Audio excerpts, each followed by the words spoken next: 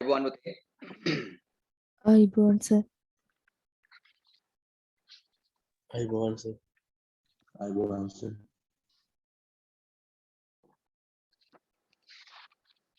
අපි ගිය සත් ඊයේ පරිසර සංවිධානාත්මක මට්ටම් ටික කතා කරා.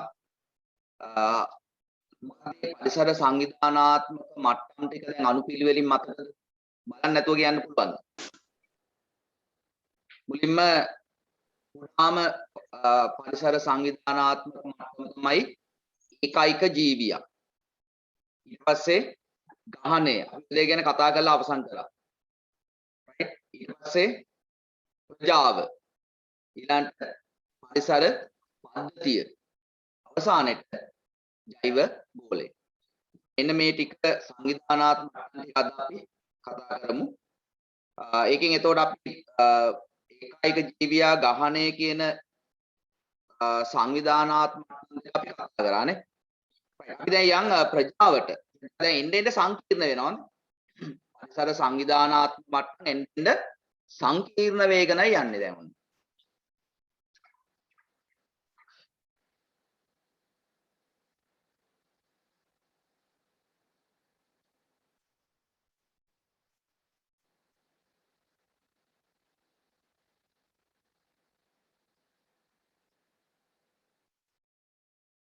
right. සියම් ප්‍රදේශයක් ජීවත් වන එකිනෙකා සමග අන්තර්ක්‍රියා දක්වන විවිධ විශේෂවලට අයත් ගහන සමූහයක් ප්‍රජාවක් ලෙස හැඳින්වෙනවා. අර්ථ දැක්වීම. ඉස්සර ලියාගෙනමු අර්ථ දැක්වීම. ඊට පස්සේ කතා කරමුකෝ. ප්‍රජාවේ අර්ථ දැක්වීම ලියාගමු. එතකොට තියෙන 7 වෙනි පිටුවේ 6 වෙනි ප්‍රශ්නේ. 7 වෙනි පිටුවේ 6 වෙනි ප්‍රශ්නේ. ප්‍රජාව අර්ථ දැක්වීම ලියාගන්න. කිසියම් ප්‍රදේශයක් තුල ජීවත් වන එකිනෙකා සමග අන්තර්ක්‍රියා දක්වන විවිධ විශේෂ වලට අයත් ගහන සමූහයක්.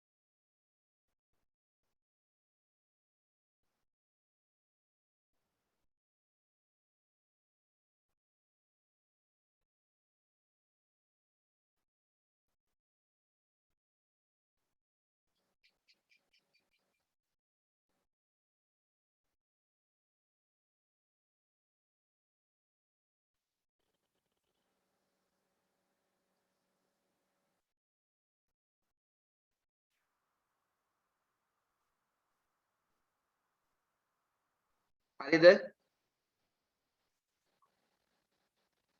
මේ දැක්වන්නේ ප්‍රජාවක් යයි සැලකූ විට තනකොළ, මුවන්, කුඹින්, තනකොළ පිටන්, පොල් කිච්චන්, ගැරලියන් මේ ජීවත් වන ගහන වශයෙන් සලකන්නට පුළුවන්. කිසි යටින් ඉරක් ඇඳගන්න රතු පෑනෙන් එකිනෙකා සමග අන්තර්ක්‍රියා දක්වන කියන කැලේ යටින් ඉරක් ඇඳගන්න. එකිනෙකා සමග අන්තර්ක්‍රියා දක්වන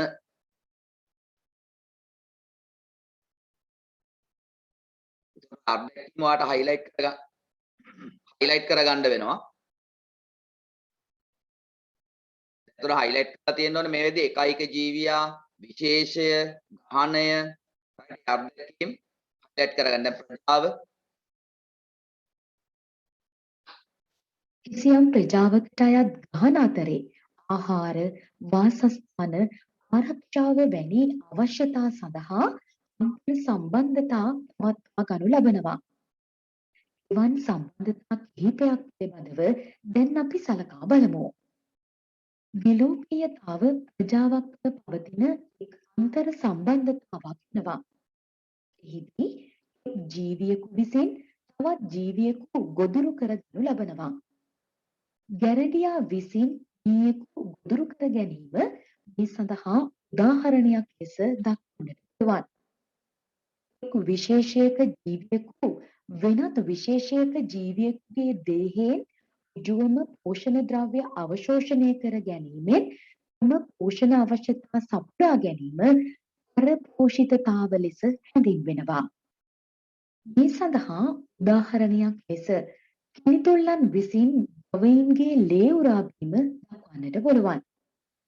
සහභෝජීත්වයේදී විශේෂ දෙකක් සම්බන්ධ වෙනවා.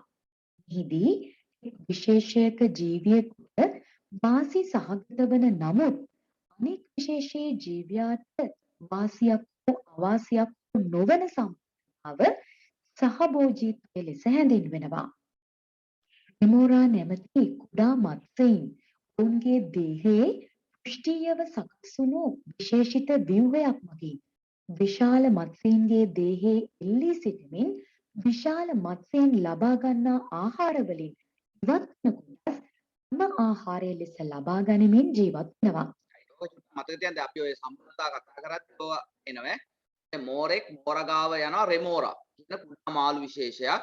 මේ දෙකළු අතර සම්බන්ධය ඔන්න රූපේ මතක තියාගන්නකො. අපි කතා කරමු මේවා තව ටිකකින්. ලෙස ලබා ගනිමින් ජීවත් වෙනවා.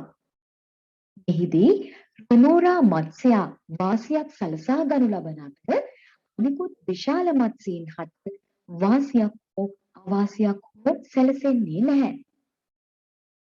අන්‍යෝන්‍යාධාරයද ජීවී විශේෂ දෙකක් අතර පවතින අන්තර් සම්බන්ධතාවක්. මෙහිදී සම්බන්ධ වන ජීවීන් දෙදෙනාම එකිනෙකාට වාසි සලසා ගනු ලබනවා. කපුටන් විසින් ගවයින්ගේ දේහයේ කිනිතුල්ලන් වැනි කුමීන් ආහාරයට ගැනීම මේ සඳහා උදාහරණයක් ලෙස දක්වන්නට පුළුවන්. ජීවීන් අතර පවතින තරඟයද ප්‍රජාවකට අයත් ගහන අතරේ හටගැනෙන එක් අන්තර් සම්බන්ධතාවක්. මේ සඳහා උදාහරණ ලෙස එකම ගහනයක සතුන් අතරේ ඇතිවන තරඟය මෙන්ම වෙනස් ගහනවල සතුන් අතර ඇතිවන තරඟයද දක්වන්නට පුළුවන්. ඒ අනුව විවිධ අන්තර් සම්බන්ධතා වත්වා ගනිමින් එකම ප්‍රදේශයක ජීවත් වන ප්‍රජාවන් සඳහා උදාහරණ ලෙස යාල ජාතික වනෝද්‍යානයේ සත්ව ප්‍රජාව සහ මීගමු කලපුව ආශ්‍රිත කඩලාන ශාක ප්‍රජාව දක්වන්නට පුළුවන්.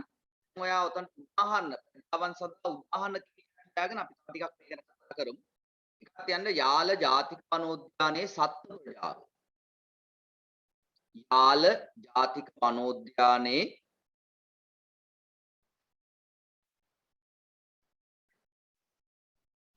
ඒස ප්‍රජාව උදාහරණ නේද?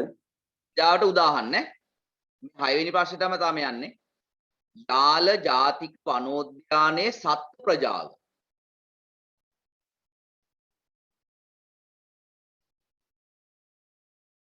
යාල ජාතික වනෝද්‍යානයේ සත්ව ප්‍රජාව. තව එකක් ලියා ගන්න. මීගමු කලපුව ආශ්‍රිත මීගමු කලපුව ආශ්‍රිත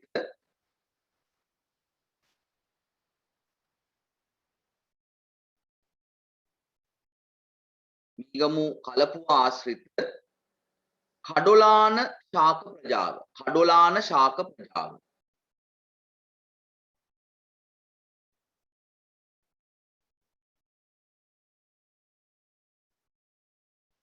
හොඳයි. දැන් මේක තේරුම් ගමු. ප්‍රජාව. ප්‍රජාවක් කියපුවාම දැන් තුන්වෙනි සංවිධානාත්මක මට්ටමනේ නේද? ඝන සමූහයක්. ඝන සමූහයක් ප්‍රජාවක්. එතකොට මම ඇහුවොත් මෙහෙම ප්‍රශ්නයක්. ඊළඟට අහලත් තියෙනවා මේ ප්‍රශ්නේ. සත්තුවක්ත ප්‍රජාවක් විදිහට අපිට සලකන්න පුළුවන්ද? එතන අහනවා සත්තුවක්ත ඇති සතුන් ප්‍රජාවක් මිස නොසැලකේ කිය. ඇයි ඒ? සත්තුවක්ත අපි දෙහිවල සත්තු උද්‍යානය ගත්තාම ගහන ගොඩාක් තියෙනවා. මුව ගහනයක්, ගහනයක්, මාළු ගහනයක්, කුරුල්ලෝ ගහනයක් නේද? ඒකේ කුරුල්ලෝ જાති රිලව් වඳුරු මේ වගේ ගහන තියෙනවා.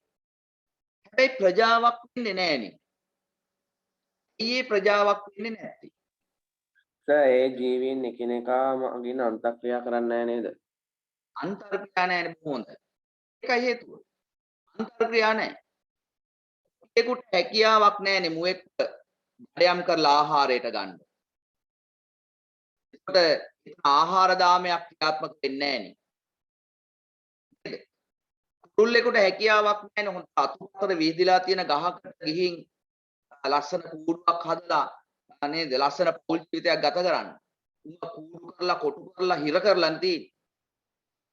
ඒගොල්ලෝ අතර අන්තර්ක්‍රියා නැහැ. අන්තර්ක්‍රියා නැහැ කියන්නේ ප්‍රජාවක් වෙන්නේ නැහැ. මතක තියාගන්න ප්‍රජාවක් වෙන්න ගහන සමූහයක් ඉන්න ඕන.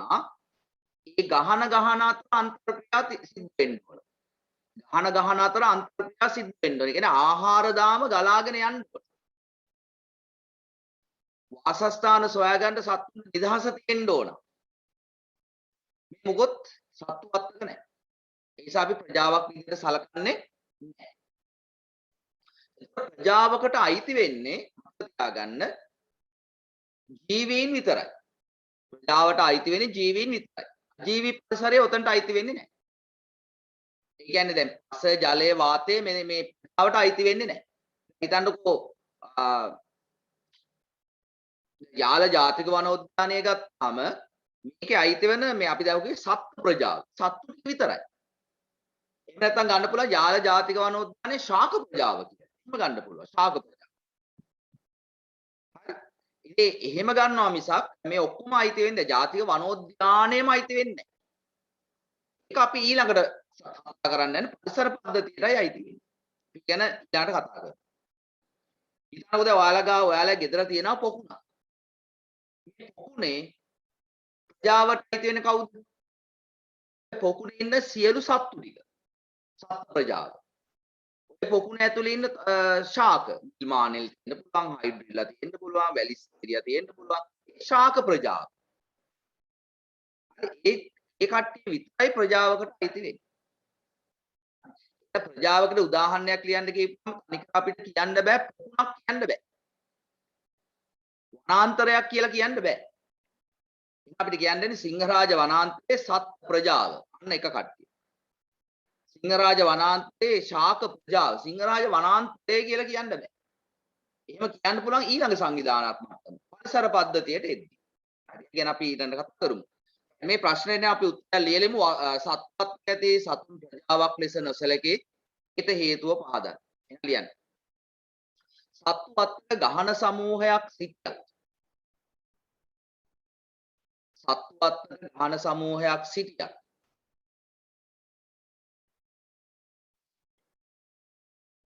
සත්වත් ගහන සමූහයක් සිටියත්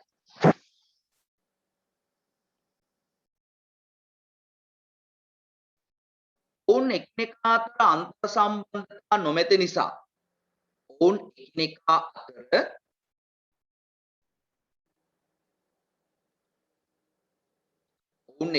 අතර අන්තර් සම්බන්ධතා නොමැති නිසා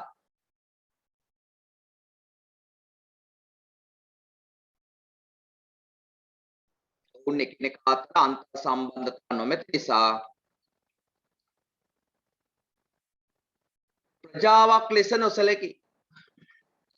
ප්‍රජාවක් ලෙස නොසැලකි.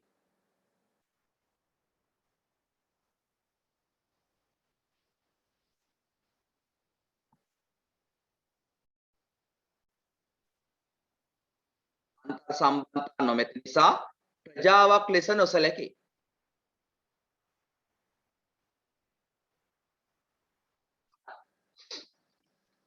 එන්න ප්‍රජාවක් තුළ ඉන්න මේ සමාජිකයන් අතර තියෙන සම්බන්ධතා ටික අපි කතා කරමු. හරි. මේ සම්බන්ධතා ටික මම පොඩ්ඩක් හඳුන්වනවා සහජීවන සම්බන්ධතා කියලා. ඒක මම කොටස් තුනකට බෙදලා කතා කරමු. ඒ තුන තමයි අන්‍යෝන්‍යතාවය, අන්‍යෝන්‍ය ධාරය කියලා කියන්න පුළුවන්. සහභෝජීත්වය සහ පරපෝෂීතාවය. ඔගේ තුනේ වෙනස මේකයි තියෙන්නේ. මේ වෙනස ඉස්සලා කියලා ඉන්නම්. හරි. අන්‍යෝන්‍යතාවය කියලා කියන්නේ මෙහෙමයි. මෙහෙම මතක තියාගන්න. ජීවීන් දෙන්නෙක් හෝ කීප දෙනෙක් අතර ඇති වෙනවා. ඒ සියල්ලන්ටම වාසි සහගත නම්. සියල්ලන්ටම වාසි සහගත නම්. ඒක තියෙන්නේ අන්‍යෝන්‍යතාවය. උදාහරණ මම කියන්නේ. සහභෝජීත්වය කියන්නේ ජීවීන් දෙන්නෙක් හෝ කීප දෙනෙක් අතර ඇති වෙනවා. ඒ ජීවියෙකුට වාසියක් වෙද්දී අනිත් ජීවියාට වාසියකුත් නැහැ අවාසියකුත් නැති ආකාරයේ සම්බන්ධතාවය. පරපෝෂිතාවය කියන්නේ ජීවීන් දෙන්නෙක් හෝ කීප දෙනෙක් අතර ඇති වෙනවා. එක්කෙනෙකුට වාසියක් අනිත් කෙනාට අවාසියක් වන ආකාරයේ සම්බන්ධතාවය. තේරුම් ගත්තද? වෙනස හඳුන ගන්න. අන්‍යෝන්‍යතාවය කියන්නේ ජීවීන් දෙන්නෙක් හෝ කීප දෙනෙක් අතර ඇති වෙනවා. ඒ දෙන්නටම වාසි. දෙන්නටම වාසි. සහභෝජීත්වය කියන්නේ ජීවීන් දෙන්නෙක් හෝ කීප දෙනෙක් අතර ඇති වෙනවා. එක්කෙනෙකුට වාසි අනිත් කෙනාට වාසියකුත් නැහැ වාසියකුත් නැහැ. පරපෝෂිතාවේදී ජීවීන් දෙන්නෙක් හෝ කීප දෙනෙක් අතර ඇති වෙනවා. එක්කෙනෙකුට වාසියක් වෙද්දී අනිත් කෙනාට අවාසියක් වන ආකාරයේ සම්බන්ධතාවය. ඔන්න ඔකයි ඔය තුනේ තියෙන වෙනස. හරි. ඒතර අන්‍යෝන්‍යතාවයේදී උදාහරණ අපි ලියලමු. අන්‍යෝන්‍යතාවය කියන්නේ මොකක්ද කියලා ඉස්සෙල්ලා ලියා ගන්නකො. අන්‍යෝන්‍ය ධාරය කියලා තෝරේ කියනවා. يعني අන්‍යෝන්‍යතාවය. ජීවීන් දෙදෙනෙකු හෝ කිහිප දෙනෙකු අතර ඇතිවන ජීවීන් දෙදෙනෙකු හෝ කිහිප දෙනෙකු අතර ඇතිවන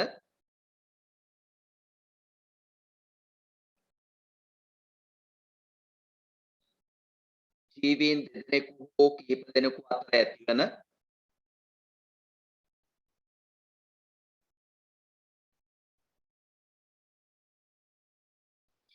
ජීවීන් සියල්ලන්ටම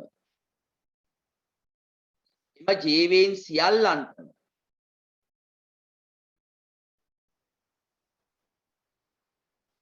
ජීවීන් සියල්ලන්ටම වාසි සහගත වන ආකාරයේ සම්බන්ධතාවය. වාසි සහගත වන ආකාරයේ සම්බන්ධතාවය.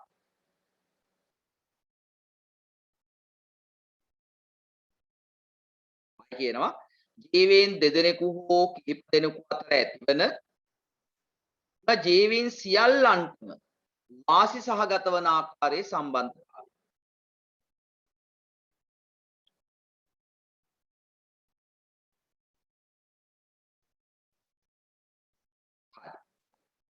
අන්‍යෝන්‍යතාවය සඳහා උදාහරණ ඊළඟ ප්‍රශ්නෙන් අහලා තියෙනවා. මේකට උදාහරණයක් තමයි දැන් ඔය දැකලා තියෙන්නේ හරක්ගේ සත්තුන්ගේ ඉන්නවා කිනිතුල්ල. මේ කිනිතුල්ලන්ව දැකලා ඇති කාක්කු මයිනෝ වගේ සත්තු කුරුල්ලෝ ඇවිල්ලා මේවා කඩාගෙන කනවා මේ කිනිතුල්ලන්. ඒකෝර මේ හරකා සහ කපුටා අතර තියෙන අන්‍යෝන්‍යතාවය. හරකා සහ කපුටා අතර තියෙන අන්‍යෝන්‍යතාවය. දෙන්නටම වාසි. මොකද වාසිය? කපුටට ආහාරයක් ලැබෙනවා. කිනිතුල්ලන්ව ලැබෙනවනේ. ආහාරයක් ලැබෙනවා. ගවයාට කරදරකාරී කිනිතුල්ල ශරීරයෙන් ඉවත් දෙන්නටම වාසි. ඔන්න එකක්. අපි ලියාගෙන කතා කරමු. ඔන්න එකක් ලියා ගන්න. මම කෙටියෙන් ලිය දෙන්නම්. හරකා සහ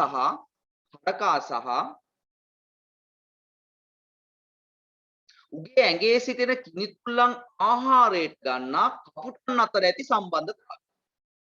හරකා සහ උගේ ඇඟේ ඇති කිනිතුල්ලන් ආහාරයට ගන්නා කිනිතුල්ලන් ආහාරයට ගන්නා කපුටන් අතර ඇති සම්බන්ධතාවය.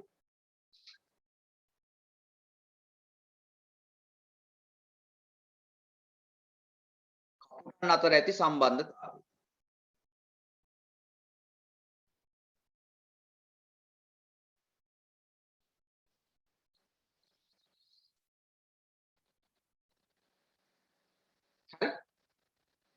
ඊළඟට තව එකක් තමයි ඔයාලා අහලා තියෙනවා ලයිකන ගැන. ලයිකන මොකක්ද ලයිකන? ලයිකනයක් කියන්නේ මොකක්ද? මම දන්න කෙනෙක් කියන්නේ.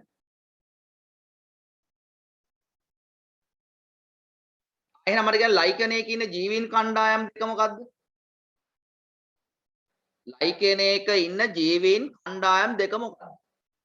දිලීර සහ බැක්ටීරියා. දිලීර සහ දිලීර හරි Algae. ඇල්ගී සහ දිලීර. ඇල්ගී සහ දිලීර අතර තියෙන සහජීවී සංගමයක්. මේ දෙන්න අතර තියෙන අන්‍යෝන්‍යතාවය. මොකද අන්‍යෝන්‍යතාවය? ඇල්ගී වලට හැකියාව තියනවානේ තමා විසින්ම ආහාර හදා ගන්න ස්වයං පෝෂීනේ. ඒ ආහාර වලින් කොටසක් දිලීරයට හම්බ වෙනවා. ඒ ආහාර වලින් කොටසක් දිලීරයට හම්බ වෙනවා. දිලීරය ඇල්ගීව ආරක්ෂා කරගෙන ඉන්නේ. දිලීරයට තියෙන වාසිය ආහාර ලැබෙනවා. ඇල්ගීට තියෙන වාසිය ආරක්ෂාව ලැබෙනවා. ඇල්ගීට දිලීරෙන් ආරක්ෂාව ලැබෙනවා. දිලීරයට ආහාර ලැබෙනවා. දෙන්න අතරම තියෙන්නේ අන්‍යෝන්‍යතාවය. අනේ කල්ලියද. ලයිකනයක ඇති ඇල්ගී හා දිලීර අතර සම්බන්ධය. ලයිකනයක ඇති ඇල්ගී සහ දිලීර අතර සම්බන්ධය.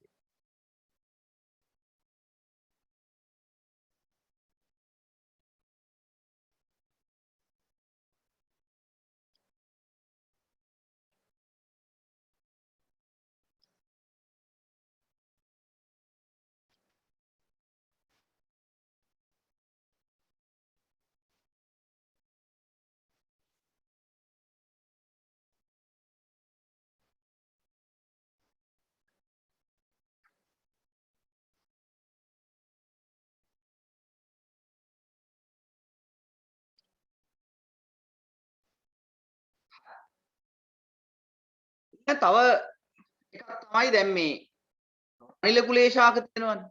මෑ කව්පි කඩල බෝංචි වගේ ඒවා. නිදි කුඹ වගේ ගස්. ඒවල ඉන්නවා මේ මූල ගැටිති. මේ මුල් වල තියෙනවා මෙහෙම ඉදිමිච්ච තැන්. මේකට කියන මූල ගැටිති කියලා. මේ මූල ගැටිති වාස භූමිය කරගෙන ඉන්නවා බැක්ටීරියාවක්. අතල තියෙන බැක්ටීරියා නම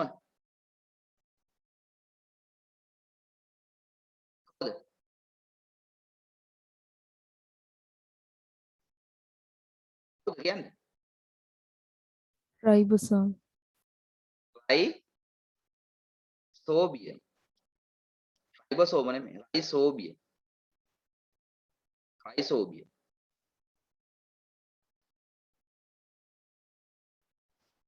රයිසෝබියම්ට වාසස්ථානය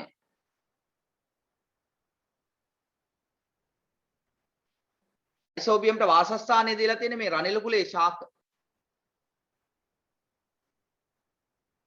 රයිසෝබියම් මොකද කරන්නේ? දැන් වායුගෝලයේ තියෙනවානේ නයිට්‍රජන්. දැන් මේක අපි නයිට්‍රජන් චක්‍රයට හම්බෙනවා කතා කරන්නේ. වායුගෝලීය නයිට්‍රජන් තියෙනවා 78ක්. 78ක් විතර තියෙනවා වායුගෝලීය නයිට්‍රජන්.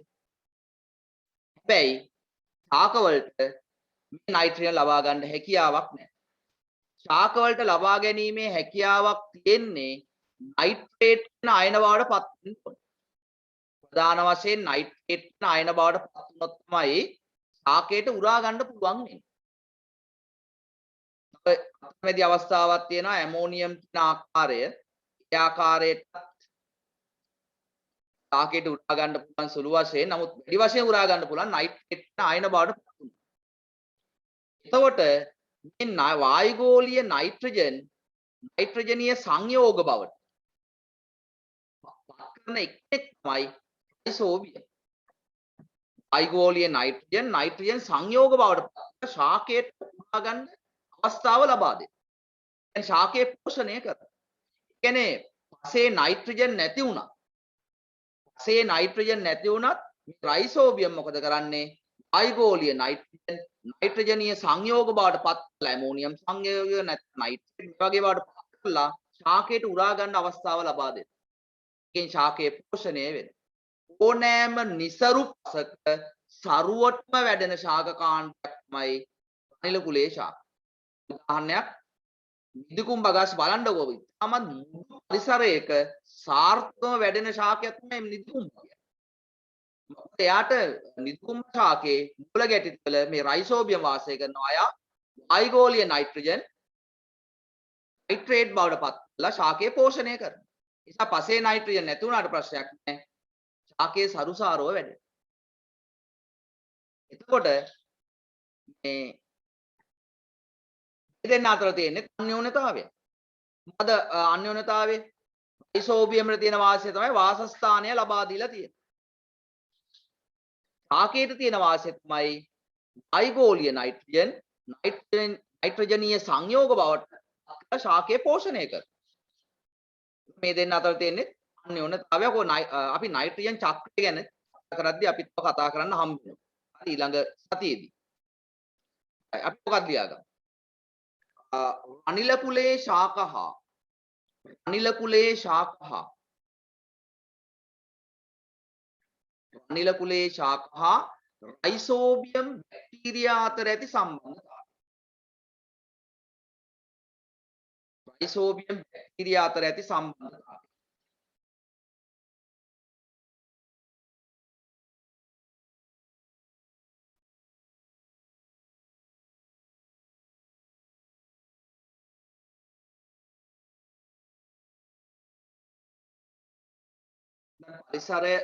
පරිසරයට ගියාම තව ඉතින් අන්‍යෝන්‍යතාවට උදාහරණ ඕන්තර අපිට හම්බ වෙනවා.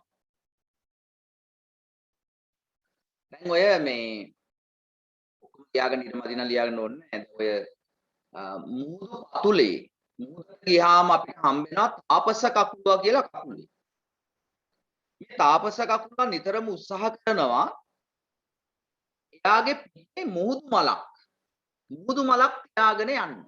මුහුදු මලක් තියාගෙන යන්න උත්සාහයක් තියෙනවා මේ තාපස කකුලුවා. ඇයි එහෙම කරන්නේ?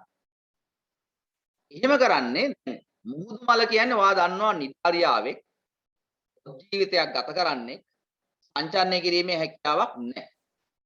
ඒක තැනක හයි වෙලා තමයි ඉන්නේ. එතන ගොදුරු තමයි එයා ග්‍රාහිකා වලින් දංශක කොෂ්ඨ වලින් විසස්රාවය කරලා ග්‍රාහිකා වලින් අල්ලගෙන ආහාරයට ගන්න එතන ආවොත්.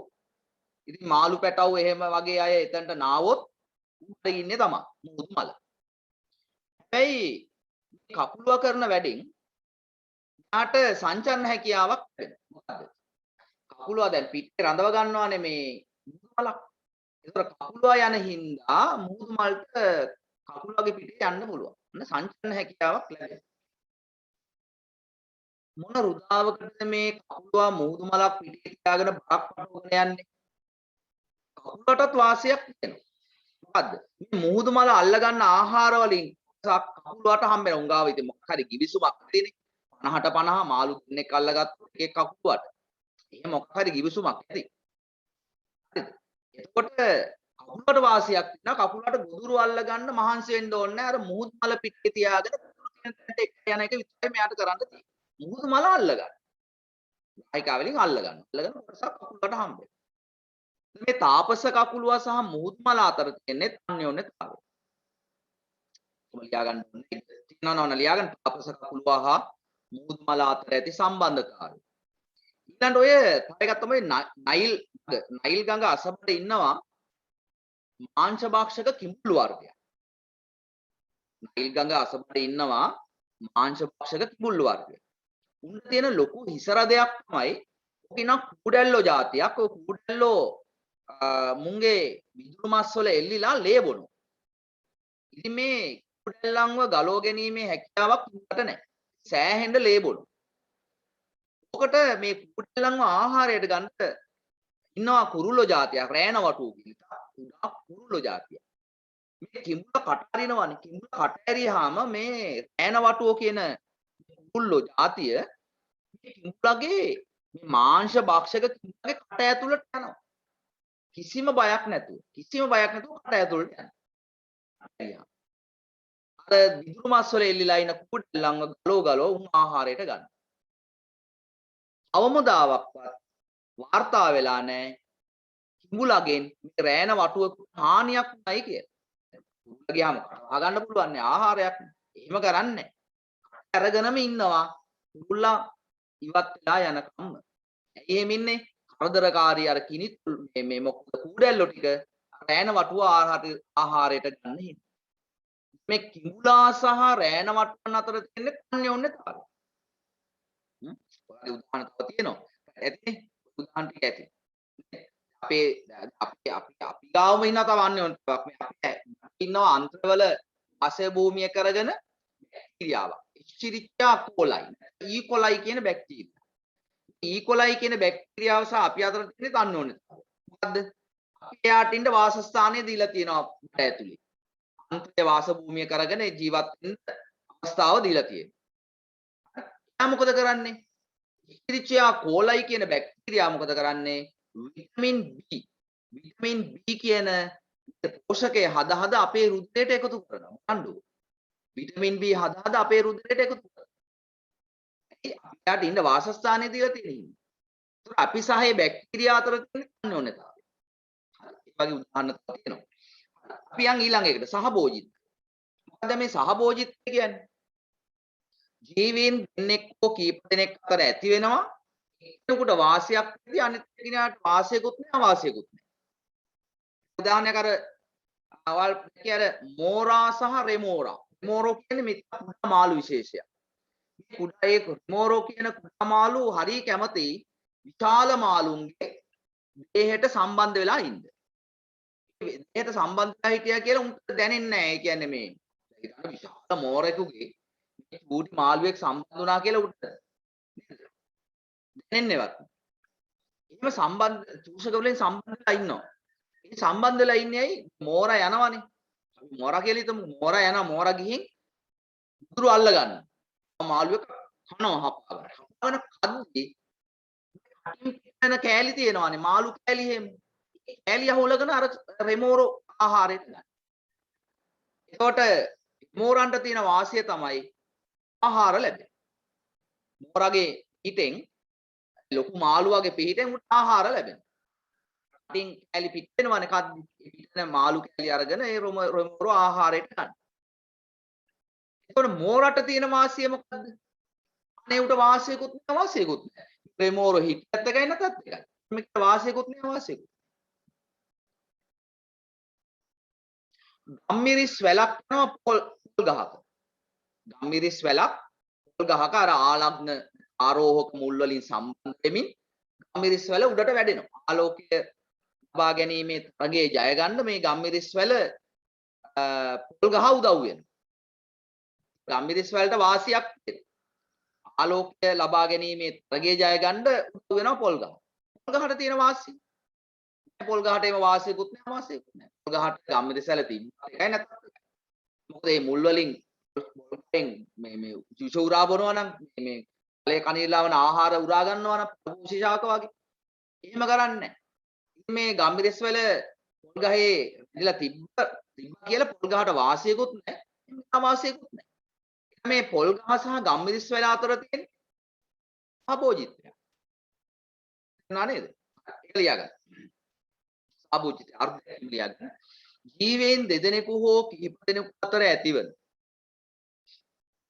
ජීවීන් දෙදෙනෙකු හෝ කිහිප දෙනෙකු අතර ඇතිවන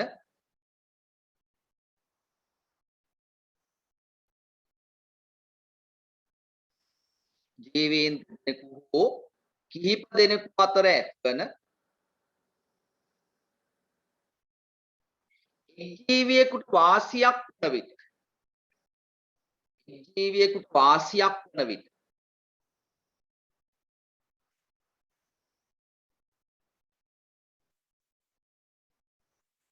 අනෙක් ජීවියාට වාසියක් හෝ අවාසියක් නොවන ආකාරයේ සම්බන්ධතාවයක්.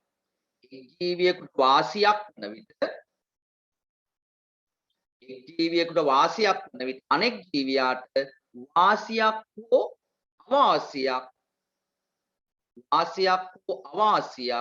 නොවන ආකාරයේ සම්බන්ධතාවයක්.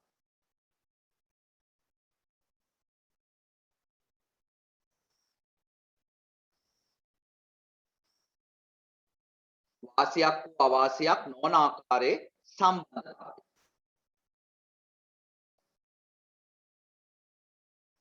දැන් ඒකට උදාහරණ ලියමු. ඔතනම ලියාගමු උදාහරණ.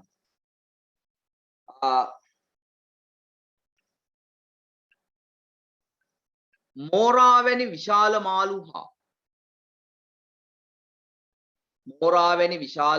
හා රෙමෝරන් වැනි කුඩා මාළු අතර ඇති සම්බන්ධතාවය. මෝරන් වැනි විශාල මාළු හා රෙමෝරන් වැනි කුඩා මාළු අතර ඇති සම්බන්ධතාවය.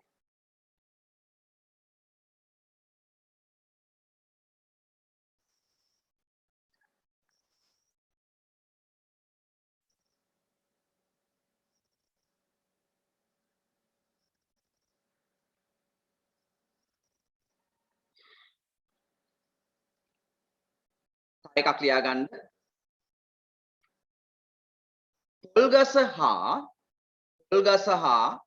හරි අඹ ගහ හරි මොකක් හරි කමන්නේ. පොල්ගස ගත්ත වල අතුරු භෝගයක් විදිහට වගා කරනවානේ, ගම්මිරිස් වගා කරනවානේ. ඒකයි මම පොල්ගස කියලා ගත්තේ. පොල්ගස ආධාරකයක් ලෙස යොදා ගනිමින් වැඩෙන පොල්ගස එය ආධාරකයක් ලෙස යොදා ගැනීමෙන් වැඩෙන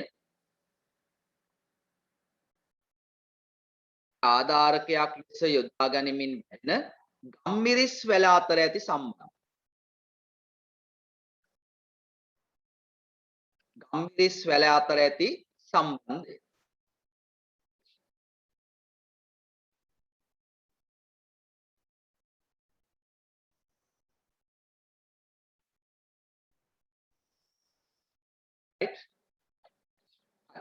තුන්වෙනි සම්බන්ධතාවයට ප්‍රජාවක් තුල පවතින තව සම්බන්ධතාවයක් පරපෝෂිතාවය.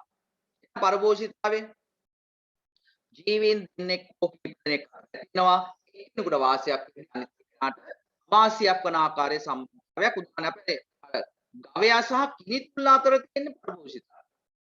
ගවයා සහ කිනිත්තුල අතර තියෙන පරපෝෂිතාවය. කාටද වාසිය තියෙන්නේ? කිනිතුල්ලට කිනිතුල්ලට රුධිරය ලැබෙනවා. ලේවුරා බොනවා. රුධිරය ලැබෙනවා. ආහාරයක් ලැබෙනවා. අවාසිය වෙනවා ගවයට. අවාසිය වෙනවා ගවයට. එහෙම අවස්ථාවන් තියෙනද අපේ බඩ ඇතුලේ පණුවෝ ඉන්නවා. කිරි පණුවෝ, කොහු පණුවෝ, වට පණුවෝ, ඒවා අපේ පණුවෝ ඉන්නවා. මේ පණුවෝ සහ අපි අතර තියෙන පරපෝෂිතාවය. පණුවෝ අපේ ලේවුරා බොනවා. අපි වාසි. සහයේ පණුව අතර තියෙන පරපෝෂිතාවය.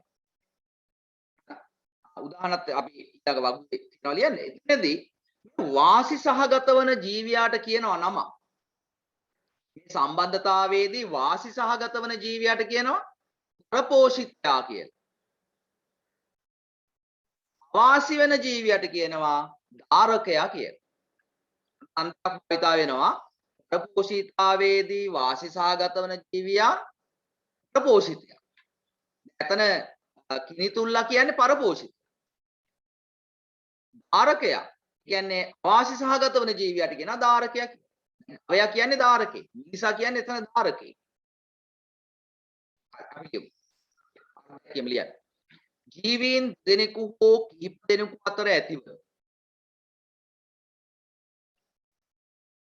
ජීවීන් දෙදෙනෙකු හෝ කිහිප දෙනෙකු අතර ඇතිව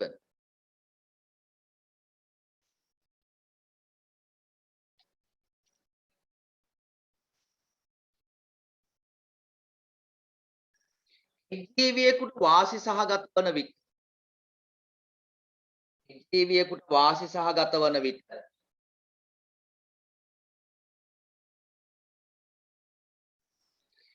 ජීවියෙකුට වාසි සහගත වන විට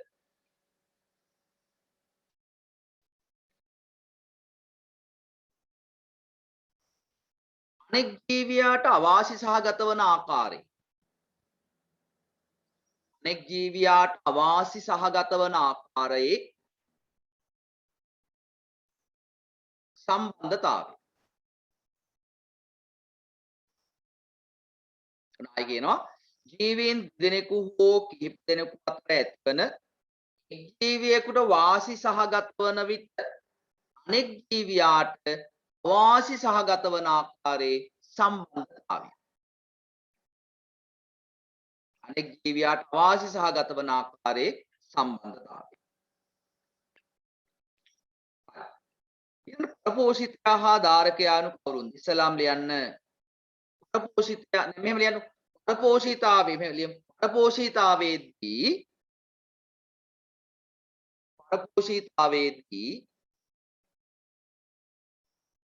වාසි සහගත වන ජීවියා වාසි සහගත වන ජීවියා පාට පැන කියා ගන්න රතු පාටේ ප්‍රපෝෂිතයා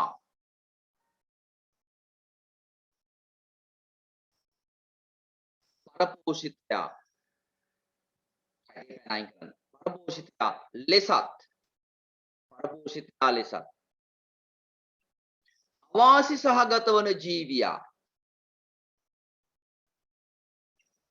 අවාසි සහගත වන ජීවියා පාට පෑන කියා ගන්න ධාරකයා පැනයි කරන්න ලෙසත් හැඳින්වේ. කියන්නේ පරපෝෂිතාවේදී වාසි සහගත වන ජීවියා පරපෝෂිතයා ලෙසත් වාසි සහගත වන ජීවියා ධාරකයා ලෙසත් හැඳින්වේ. මෙන්න උදාහරණ. අපි උදාහරණ ටික එතනින් ගන්න පුළුවන්. පරපෝෂිතාවයේ සඳහා උදාහරණ. පරපෝෂිතයා ධාරකයා. උකුණන් ගවයා බල්ලා බල. බල්ලා මීයා බලලා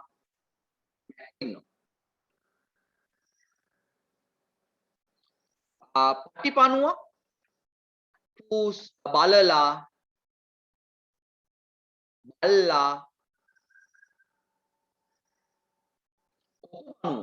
මිනිසා ප්ලාස්මෝඩියම් මැලේරියා පරපෝෂිත ඉස්සලම ඇතුළේ වෙන ඇනෝපිලස් කියන මදුරුවට ඇනෝපිලස් මදුරුවගෙන් මිනිසාට විද්‍යාම අපිට ඇතුල් වෙනවා. ආර්කියෝ රිසර්ච් කරනවා ඇනෝපිලස් මදුරුවා මිනිසා මැලේරියාව දැන් මේ පරපෝෂිතයන් ප්ලාස්මෝඩියම් ඇනෝපිලස් මදුරුවා මිනිසා ප්ලාස්මෝඩියම් මොන මේ සත්ව කාණ්ඩයට අයිති වෙන්නේ?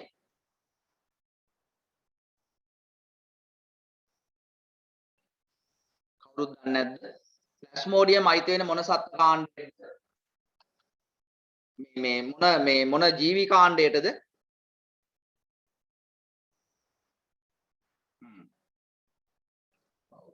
නමුත් ඉතින් ඕවා chat එකට දානවා ඉතින් හරි.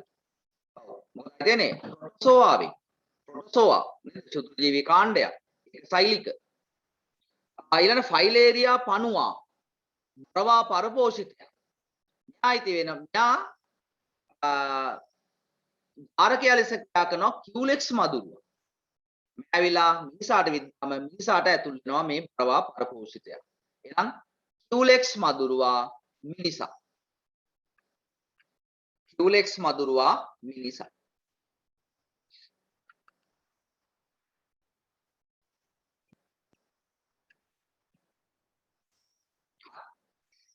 අපි යනවා සත්තු විතරක් නෙමෙයි ශාකත් ඉන්නවා පරපෝෂී ශාක.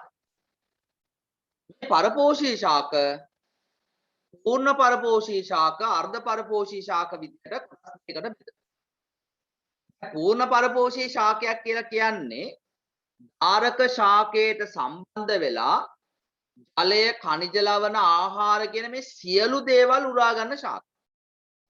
ඔයාලා අහලා තියෙනවද අගමුල නැති වැල් කියලා? ස්කුටා කියලා කියන්නේ. ස්කුටා. මේක කහ පාට වැල් වර්ගයක්. මේ වැල් වර්ගයේ ඔය ගොඩක් කරත් තේ ගස්වල. තේ වතු වල තියෙන මේක. තේ වතු වල විතර නෙමෙයි දැන් ඔය නේද හලාවතට යද්දී මැරවල ප්‍රදේශයේ කාකපල්ලියට ඒ වගේ ප්‍රදේශවල මේ තියෙන ඔය පාරේ අයිනේ අගමුල නැති වැල් කහ පාට වැල් වර්ගය. මේවා ධාරක ශාකයට සම්බන්ධ වෙලා මුල් විහිදුවනවා මේ ගහ ඇතුළට. ධාරක ශාකයේ ඇතුළට මුල් විහිදුවලා සෛලම් පටකයට ෆ්ලෝයම් පටකයට මුල් යවලා ඵලයේ khනිජ ලවණ ආහාර කියන මේ ඔක්කොම ටික උරා. එතන මේ අගමුල නැතිවල් ස්වයංපෝෂී ශාකයක් නෙමෙයි. පරපෝෂී ශාකයක්. ආහාර නිපදවන්නේ නැහැ. ප්‍රභා සංශ්ලේෂණයක් වෙන්නේ නැහැ කියන්නේ. අපහට ධාරක ශාකයෙන් ඔක්කොම ටික උරා ගන්න. තියෙනවා පීල කියන ශාකයක්. පීල අඹ ගස් වල තියෙනවා, දන් ගස් වල, ඒ වගේ දෙහි ගස් වල, ඒ වගේ පෙර ගස් වල පීල තියෙනවා. පීල කොටවැල් කියලා කියන සමහර අය. කොටවැල් පීල. මේ ශාකයේ කරන්නේ මෙයා තියෙනවනේ කොළ පාටයි. ආහාර හදා ගන්න. ඒ ජලයේ khනිජ ලවණ ධාරක ශාකයෙන් උරා ගන්න. එතකොට මෙයා ආහාර හදා ගන්නවානේ. අර්ධ පරපෝෂී ශාක. ජලය khනිජ ලවණ උරා ගන්න. පිළිල කියන්නේ අර්ධ පරපෝෂී ශාක. අපි අගමු. 15 වෙනි ප්‍රශ්නේ එහෙනම් ඉස්සලා ලියන්න පූර්ණ පරපෝෂී ශාක කියලා ලියලා පිටි කැල්ලක් ගහලා ලියමු. පූර්ණ පරපෝෂී ශාක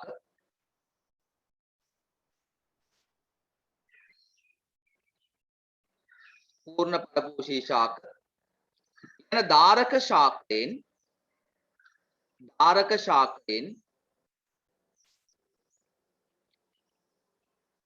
ජලය ඛනිජ ලවණ ආහාරයන්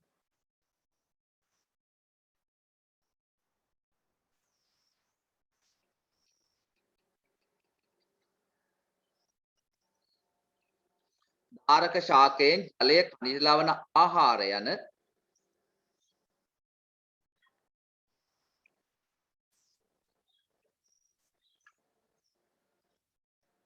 ජලය ඛනිජ ලවණ ආහාර යන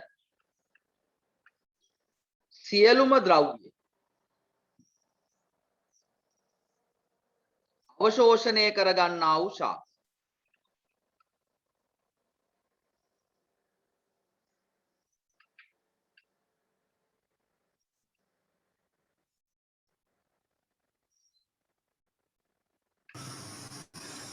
ධාරක ශාකයෙන් ජලය ඛනිජ ලවණ ආහාර යන සියලුම ද්‍රව්‍ය අවශෝෂණය කරගන්නා වූ ශාක.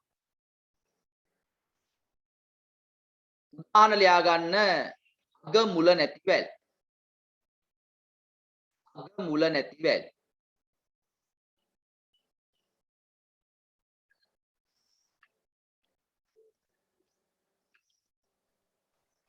මෙන්න විද්‍යාත්මක නම කුස්කුටා. පළවෙනි අකුර කැපිටල්, ඊට අකුරු සිම්පල්.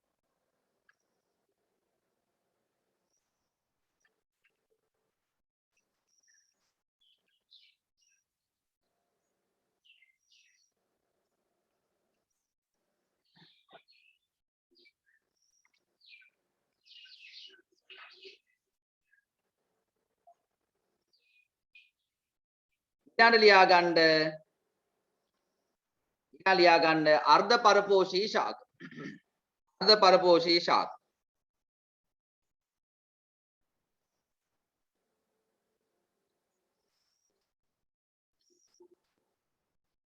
ධාරක ශාකයෙන්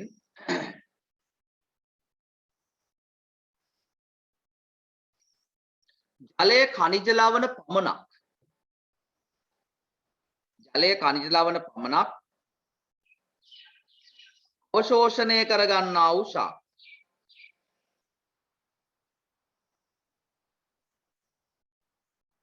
ජලය ඛනිජ ලවණ පමණක් අවශෝෂණය කරගන්නා වූ ශාක.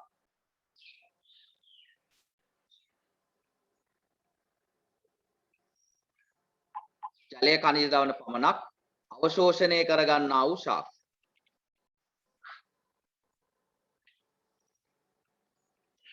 උදාහරණ ලියන්න පිළිල.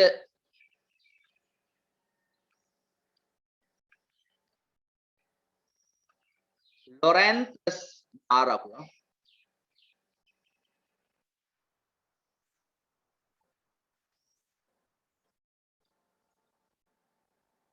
ලොරැන්තස්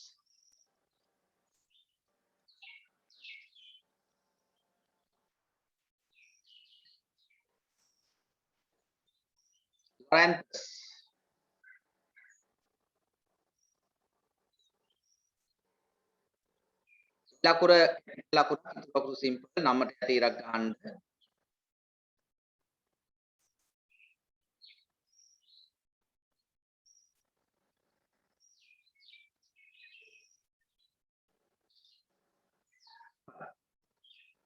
එතන මේ මම එවලා තියෙන්නේ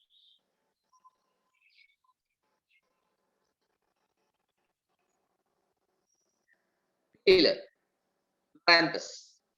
එලා තියෙන්නේ මේ වගේ සම්බන්ධ වෙලා ඉන්නවනේ. පොල් ගස් වල අඹ ගස් වල එහෙම. හරි. මේ ධාරක ශාකය දැන් මෙයා කොළ පාටයි පේනවනේ. එතන මේ වන්න මේ ධාරක ශාකයට මුල් යවලා ජලය ඛනිජ ලවණ උටා ගන්නවා.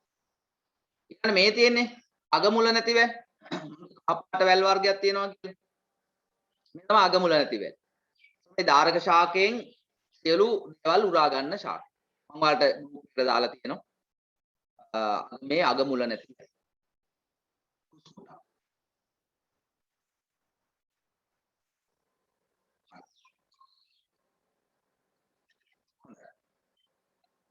ඊළඟ හරි අපි යන පොඩි ඉන්ටර්වල් එකක් ගමුනේ. 6:05ට නැවත අපි කතා කරන්න පටන් ගමු. 6:05 වෙද්දී right 6:05ට පොඩි ඉන්ටර්වල් එකක්.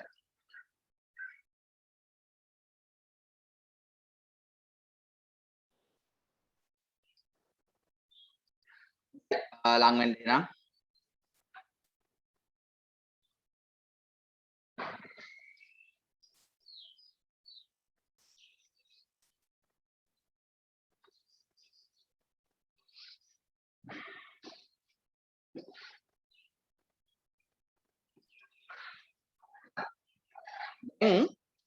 මෙතන මම දක්වලා තියෙනවා අන්තර් ක්‍රියාවක්. ජෛව පරිසරයේ තියෙන පස ජලය වාතය හිරු එළිය යොදාගෙන තනකොළ වැඩෙනවා. මේ තනකොළ ආහාරයට ගන්නවා ගවයා. ගවයා ආහාරය ගන්නවා කොටි. ඒතකොට මෙතන මම මෙන්න මේ කොටෙන් දක්වන කොටස.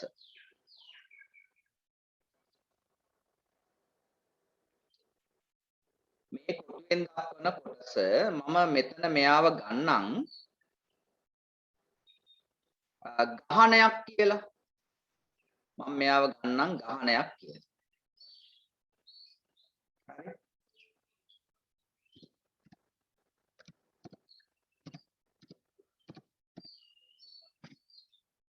මෙයාව ගන්නම් ගහණයක් කියලා.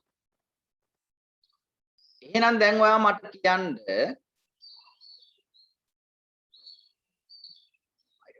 ගන්නම්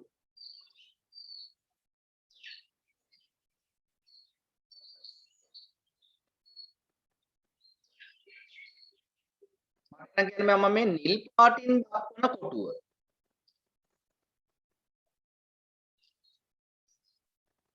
මොකක් කියලාද හඳුන්වන්න වෙන්නේ? නිල් පාටින් දක්වපු කොටුව මේක මොකක්ද? ප්‍රජාවක්. හරි ප්‍රජාවක්. බලන්න එකිනෙකා අතර අන්තර් සම්බන්ධතා සහිත ගහන සමූහයක් අපිට හඳුන්වන්න පුළුවන් ප්‍රජාවක් කියලා. එහෙනම් ලොකු කොටුවෙන් දක්වන මේක මොකද්ද?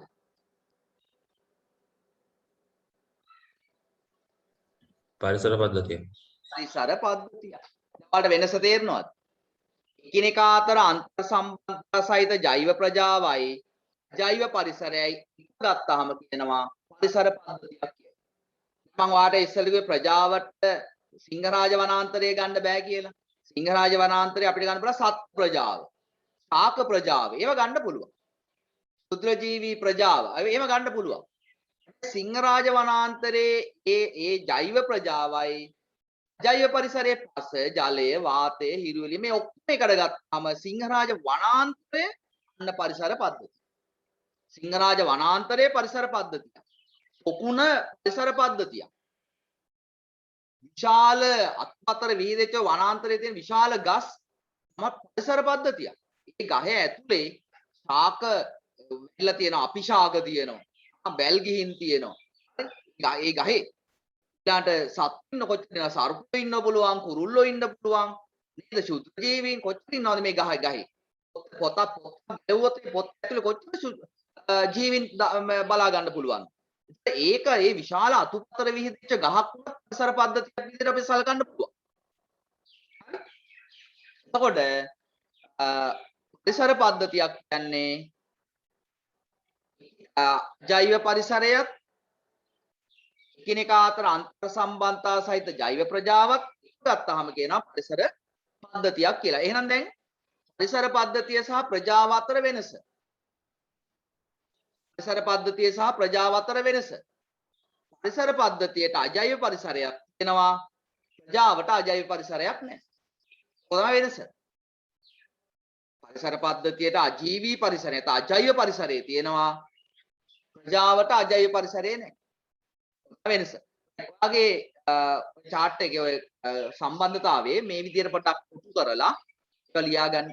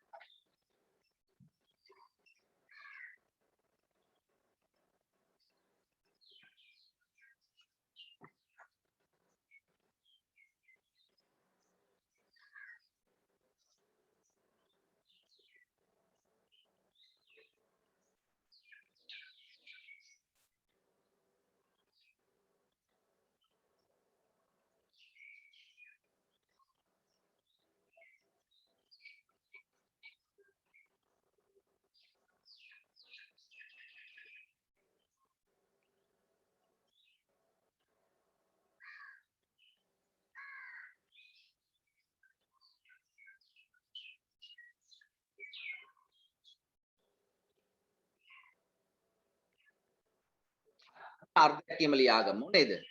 පරිසර පද්ධතිය ඔන්න අර්ථයක්ම ලියා ගන්න. කිසියම් ප්‍රදේශයක ජීවත් වන සියලුම ජීවී ප්‍රජාවද කිසියම් ප්‍රදේශයක ජීවත් වන සියලුම ජීවී ප්‍රජාවද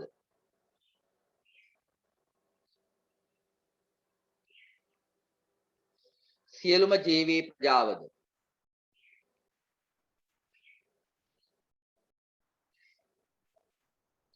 ඒ සමග අන්තර්ක්‍රියා දක්වන අජෛව පරිසරයේද භෞතික පරිසරය කියලා කියන්නත් අජෛව පරිසරයේද එක්ගත් කල අජෛව පරිසරයේද එක්ගත් කල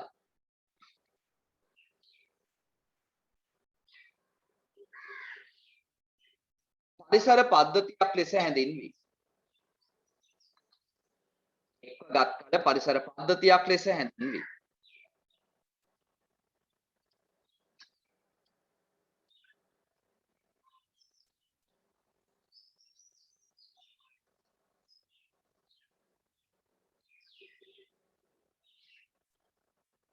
කිසියම් ප්‍රදේශයක ජීවත් වන සියලුම ජීවී ප්‍රජාවද ඔවුන් සමග අන්තර්ක්‍රියා දක්වන භෞතික නම් අජීවී පරිසරයද එක්වගත් කල පරිසර පද්ධතියක් ලෙස හැඳින්වෙනවා.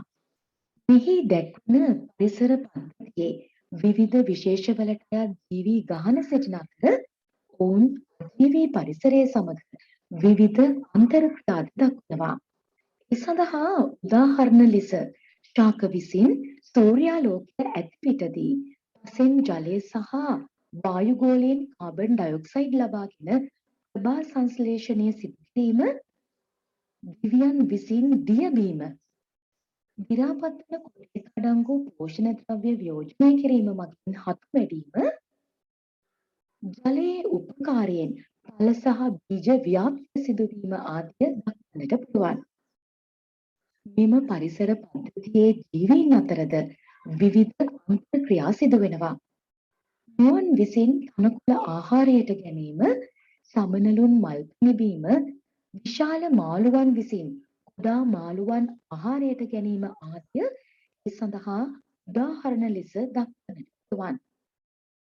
ඉහතින් විස්තර කරන ලද ආකාරයේ ස්වාභාවික පරිසර පද්ධතිවලට තවත් උදාහරණ ලෙස මිරිදිය පොළක්, වනාන්තරයක්, ගල්පර සහිත මුහුදු වෙරළක් සහ කඩොලාන පරිසර පද්ධතියක් දක්වන්නට පුළුවන්.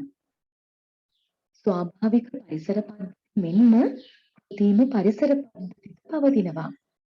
මිනිසා විසින් නිර්මාණය කරන ලද සහ පවත්වාගෙන යනු ලබන පරිසර පද්ධති කෘත්‍රිම පරිසර පද්ධති යනුවෙන් සරලව හඳුන්වන්නට පුළුවන්. කෘත්‍රිම පරිසර පද්ධති කිහිපයකට උදාහරණ ලෙස ගෙවත්ත සහ කුඹුර දක්වන්නට පුළුවන්.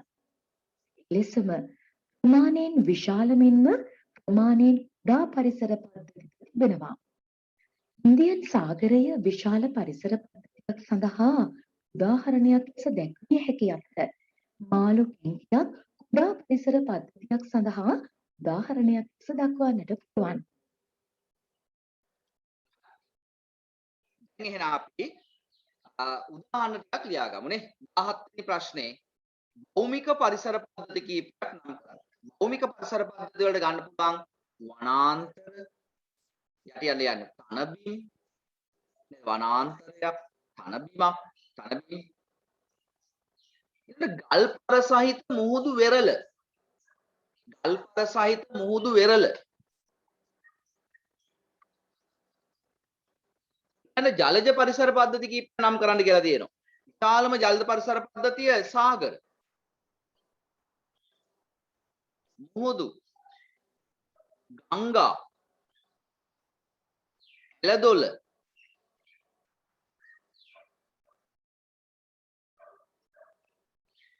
වැව් උකුණු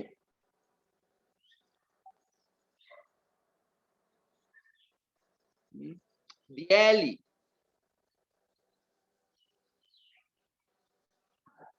ඔය දැන් ඒ වගේ දැන් කෘත්‍රිම පරිසර පද්ධතිත් වෙනවානේ. දැන් උතර පෙන්වන්නේ කෘත්‍රිම පරිසර පද්ධති වලට දැන් අපිට ගන්න පුළුවන් කෘෂිකාර්මික බිමක්. කෘෂිකාර්මික බිම් ඔක්කොම කියන්න අවශ්‍ය නැහැ මේවා මතක තියාගන්න. කෘත්‍රිම පරිසර පද්ධතිය කියන්නේ මිනිසා විසින් නිර්මාණය කරපු පරිසර පද්ධතිය දැක්කව ගෙවත් නේද? කෘෂිකාර්මික බිමක් අපිට ගන්න පුළුවන් දැන් කුඹුරක්, තේවත්, රබර්වත්, පොල්වත්. ඒවත් කෘත්‍රිම පරිසර පද්ධතිය තමයි. ඒක ගන්න පුළුවන් අපිට. හොඳයි ඊට පස්සේ දෙනවා පරිසර පද්ධතියේ තියෙන අපි සම්බන්ධතාවයක් අත ගන්න විලෝපීයතාවය. විලෝපීයතාවය කියන්නේ එක් ජීවියෙකුගේ ශක්ති අවශ්‍යතාව සපුරා ගන්න තවත් ජීවියෙක් ආහාරයට ගන්නවා නම් ඒක විලෝපීයතාවය. දැන් කොටියා මුවෙක්ව ආහාරයට ගන්න. ගැරන්ඩියා ගෙම්බෙක්ව ආහාරයට ගන්න. ටිකුක්කා ගොළු බිල්ලන්ව ආහාරයට ගන්න. තියෙන මොකද විලෝපීයතාවය. සම්බන්ධතාවය. ඊළඟ එක. එක් ජීවියෙකුගේ ශක්ති අවශ්‍යතාව සපුරා ගැනීමට ජීවියෙකුගේ ශක්ති අවශ්‍යතාව සපුරා ගැනීමට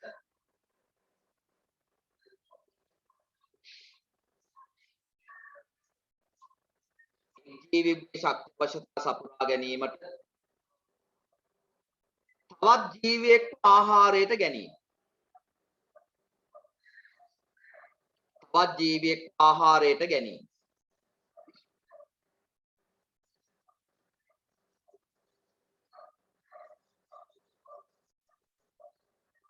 තවත් ජීවියෙක් ආහාරයට ගැනීම. උදාහරණ ලියා ගන්න. ඇටි කුකුලන් ගොළු බෙල්ලන්ව ආහාරයට ගැනීම. ඇටි කුකුලන් ගොළු බෙල්ලන්ව ආහාරයට ගැනීම.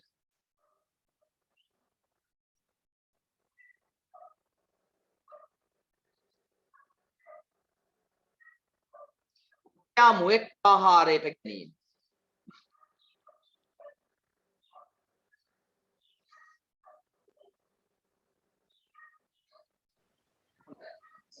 ඊට පස්සේ තියෙනවා ජලජ සහ භෞමික පරිසර පද්ධති වල ඇති විවිධ පෝෂී මට්ටම්. විවිධ පෝෂී මට්ටම් හතරකට වෙන් කරන්න පුළුවන්. හරි? මේ පෝෂී මට්ටම් හතර ලියා ගන්න. එක කණ්ඩායමක් තමයි නිෂ්පාදකයි. නිෂ්පාදකයි. යටියට ලියා ගන්නකො නිෂ්පාදකයි. ඊට පස්සේ අපි එක කතා කරමු. ඊළඟ යැපෙන්නම්. යැපෙන්නම්. ඊළාට තුන වියෝජකයින්. වියෝජකයින්.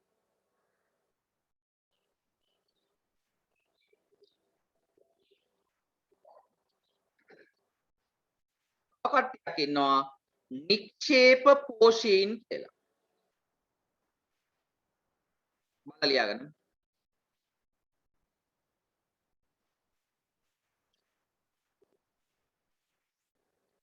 නික්ෂේප පෝෂී. ගොඩු බුදින්නෝ කියලා කිය. අපි ඒක එක එක කතා කරමු. ඊළඟ නිෂ්පාදකේ. කවුද මේ නිෂ්පාදකේ කියලා කියන්නේ? ඉති වෙන්නේ ශාක. ශාක විතර නෙමෙයි ඇල්ගී සමහර බැක්ටීරියා අයිති වෙනවා. ස්වයං පෝෂයනේ. නිෂ්පාදක කියන්නේ ඒ කියන්නේ සරල අකාබනික සංඝටක කාබනික සංඝටක බවට පත්ලා පෝෂණය සපයා ගැනීමේ හැකියාව තියෙන ජීවි. කියන්නේ සරල අකාබනික සංඝටක කියන්නේ ජලයේ කාබන් ඩයොක්සයිඩ්. ජලයේ කාබන් ඩයොක්සයිඩ් කියන අකාබනික සංඝටක දෙකක්නේ. ඒක එකතු කරලා කාබනික සංයෝග හදනවා. මොනවාද? ග්ලූකෝස්. ග්ලූකෝස් හදනවා. ඒ වගේ කාබනික සංඝටක බවට පත් කරලා පෝෂණය සපයා ගන්න හැකියාව තියෙන අයට කියනවා නිෂ්පාදකයෝ කියලා. ඒක රයිතනවා සියලුම හරිත ශාක. කොළ පාට ශාක. අගමුල නැතිවල් මෙතනට අයිති වෙන්නේ නැහැ. මම හරිත ශාක කියලා කිව්වේ. ඊළාට ඇල්ගි සමහර බැක්ටීරියා මෙතනට අයිති වෙනවා නිෂ්පාදකයෝ විදියට. ඊළඟ ගන්න අර්ථයක් කියමු. සරල අකාබනික සංඝටක. සරල අකාබනික සංඝටක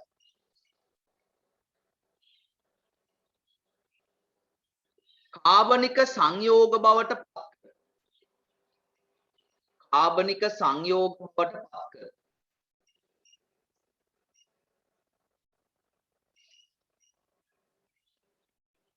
කාබනික සංයෝග බවට පත් කර. පෝෂණය සපයා ගැනීමේ හැකියාව ඇති ජීවි.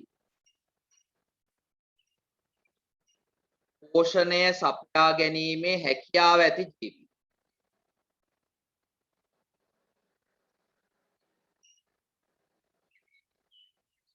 පෝෂණය සපයා ගැනීමේ හැකියාව ඇති ජීවි.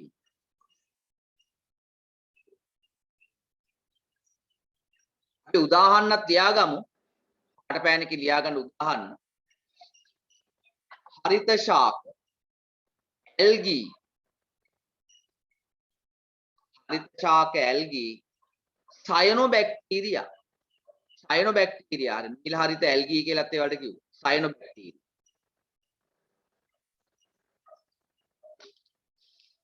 සයනෝබැක්ටීරියාවන් කීප දෙනෙක් කියන්න බෑ. මතකයි බලන්න කියන්නේ. සයනෝබැක්ටීරියාව කීප දෙනෙක් කියන්නේ?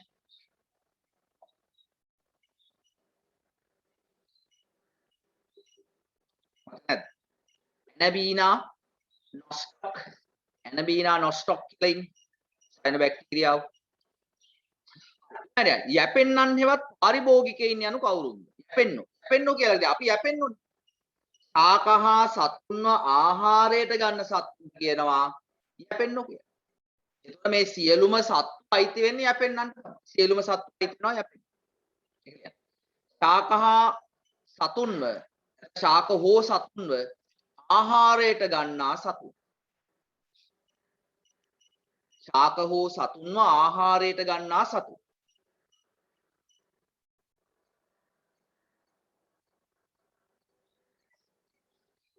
එතන වියෝජකයෝ. වියෝජකයෝ කියන්නේ මේ මැරුණු ජීවීන්ගේ දේහ මත වැඩිලා ඒවල තියෙන සංකීර්ණ කාබනික සංයෝග සරල සංයෝග බවට බිඳ හෙලලා ශක්ති ලබා ගන්න අය. දැන් ශාකයක් සතෙක් මැරුණාට පස්සේ ඒ මත වැඩෙනවා බැක්ටීරියා සහ දිලීර. බැක්ටීරියා සහ දිලීර මගින් මොකද කරන්නේ? මේ සංකීර්ණ කොටස් ජීර්ණය කරලා සරල කොටස් බවට පත් කරලා එයා ශක්ති අවශ්‍යතා සපුරා ගන්න. දිරායන කොටයක බලන්න හතු වැවෙනවානේ. හතු කියන්නේ මොනවද? දිලීරයක්. දිරායන කොටයක වැවෙන හතු කියන්නේ දිලීරයක්. දිලීරයක් වැඩෙනවා කියන්නේ කොටේ දි รา පත් වෙනවා කියන එක තමයි. ඒකේ තියෙන සංකීර්ණ කාබනික දේවල් සරල තත්ත්වයට පත් කර එයා ශක්ති අවශ්‍යතාව සපුරා ගන්න. සතෙක් මැරුණාට පස්සේ කුණු වෙනවා කියලා කියන්නේ. කුණු වෙනවා දි รา පත් වෙනවා. ඒ බැක්ටීරියා දිලීර වැඩෙනවා. දිලා ඒ සංකීර්ණ කාබනික සංයෝග සරල සංයෝග බවට පත් කරනවා. ඒ තමයි දි รา පත් වෙනවා කියලා වෙන්නේ. කුණු වෙලා දි รา පත් වෙලා ඊට පස්සේ නේද? යනවා කියලා කියන්නේ ඒක තමයි. ඒකට දායක වෙන්නේ එහෙනම් වියෝජකයන් නැත්නම් මෘතෝපජීවීන්ට අයිති වෙනවා කවුද? බැක්ටීරියා සහ දිලීර. මතක තියාගන්න බෑ.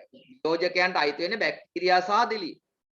කියන්නේ මල ජීවී දේහවල ඇති මල ජීවී දේහවල ඇති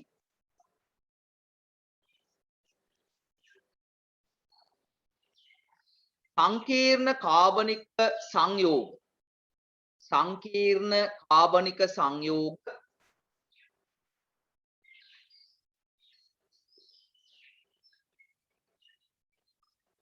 සංකීර්ණ කාබනික සංයෝග සරල සංයෝග බවට බිඳෙලීම සරල සංයෝග බවට බිඳෙලීමෙන්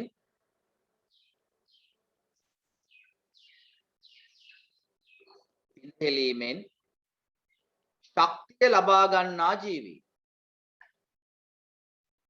ශක්තිය ලබා ගන්නා ජීවී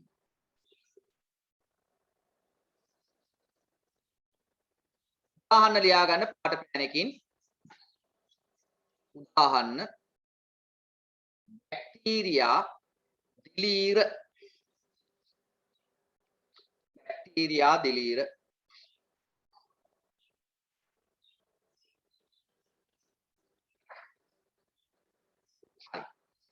ඊළඟ නික්ෂේප ජීවි නැත්නම් නික්ෂේප පෝෂීන් බුදු බුදින්නු කියලා කියන්නේ දැන් නිෂ්පාදකයෝ සහ විවිධ මට්ටමේ යැපෙන්නන් ඉවත් වෙන දේවල් තියෙනවනේ. ඒ ඉවත් වෙන දේවල් මත ජීවත් වෙන ජීවි.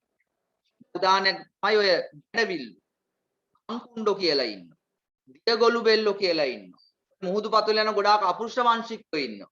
ඒ කට්ටිය ඔය ඒ ශාක සත්තුන්ගෙන් නිදහස් වන දේවල් බයිස්ත්‍රාවී පළ වෙන්න පුළුවන් මල පහ වෙන්න පුළුවන් මේ ද්‍රව්‍ය මත යැපෙන කට්ටිය ඉන්නවා.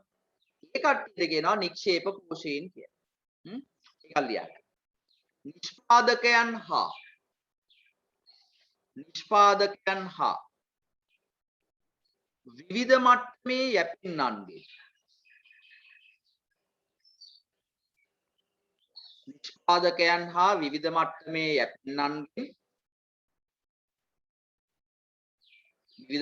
යැපෙන්නන්ගේ ඉවත් වන ද්‍රව්‍ය මත ජීවත් වන ජීවී. ඉවත් වන ද්‍රව්‍ය මත ජීවත් වන ජීවී. ඉවත් වන ද්‍රව්‍ය මත ජීවත් වන ජීවී.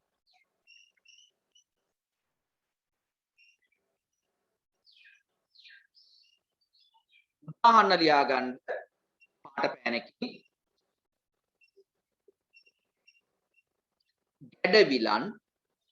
ගැඩවිලන් කංකුණ්ඩන්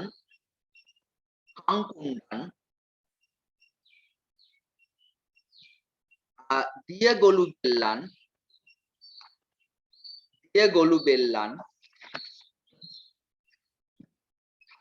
අපිට දක්වලා තියෙනවා ඒ කට්ටියත්. බලන්නකො මේ එක භෞමික සහ ජලජ පරිසර පද්ධතියක ඉන්න පෝෂී මට්ටම් දක්වලා තියෙනවා බලන්න. නිෂ්පාදකයෝ භෞමික පරිසරයක ඉන්න නිෂ්පාදකයෝ තමයි තනකොළ, පඳුරු, උස ශාක. ජල පරිසරයක් සඳහා උදාහරණ ශාක ප්‍රවාංග. ශාක ප්‍රවාංග කියන්නේ ඇල්ගී වගේ කුඩා ශාකවල.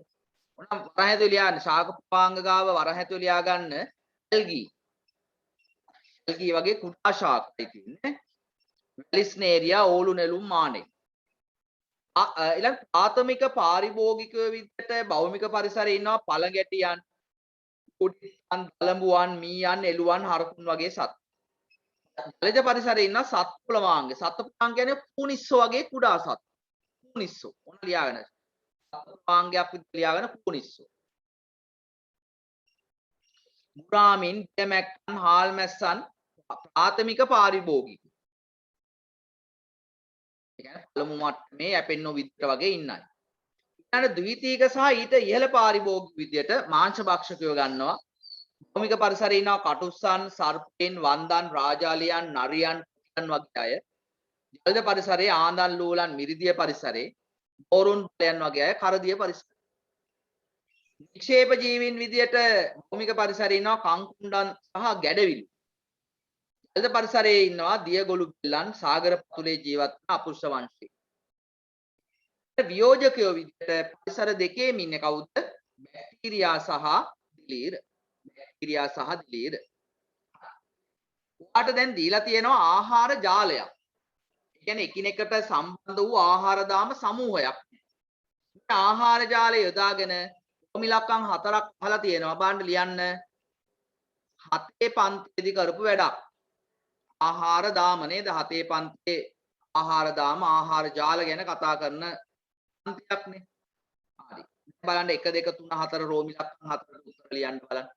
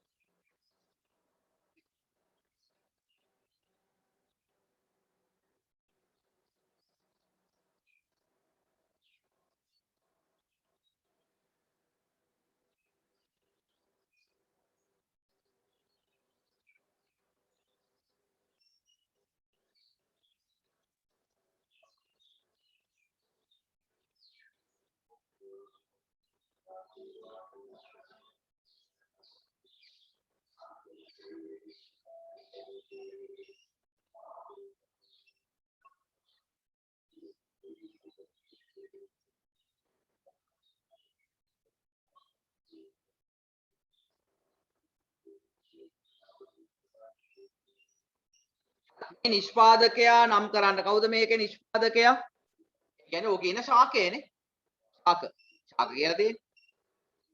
පළමු මට්ටමේ යැපෙන්නන් තිදෙනෙක්. ඒ කියන්නේ ආහාර දාම වල ඉන්න පළවෙනි සත්.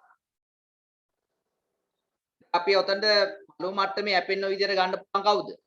මීමින්නව ගන්න පුළුවන්. ලේනව ගන්න පුළුවන්. ගිරවව ගන්න පුළුවන්. පළඟැටියව ගන්න පුළුවන්. 4 දෙනෙක් ඉන්නවා. ඒ 4න් 3ක් ලියන්න තියෙන්නේ. මීමින්න, ලේනා, ගිරව, පළඟැටිය.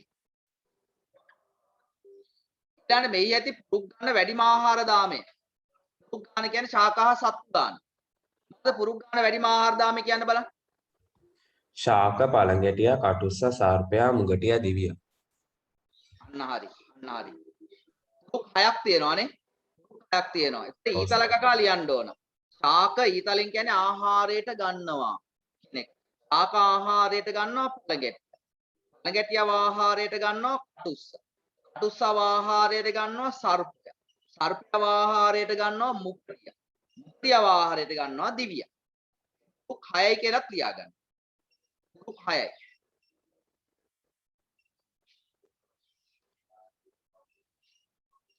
මාංශ භක්ෂකයන් දෙදෙනෙක්. එන්න මාංශ භක්ෂක විදියට දිවියව ගන්න පුළුවන්. මුකුස්සා කටුස්සා මේක සර්පයා මුකටියා ඒකට ගන්න පුළුවන් මාංශ භක්ෂක විදියට.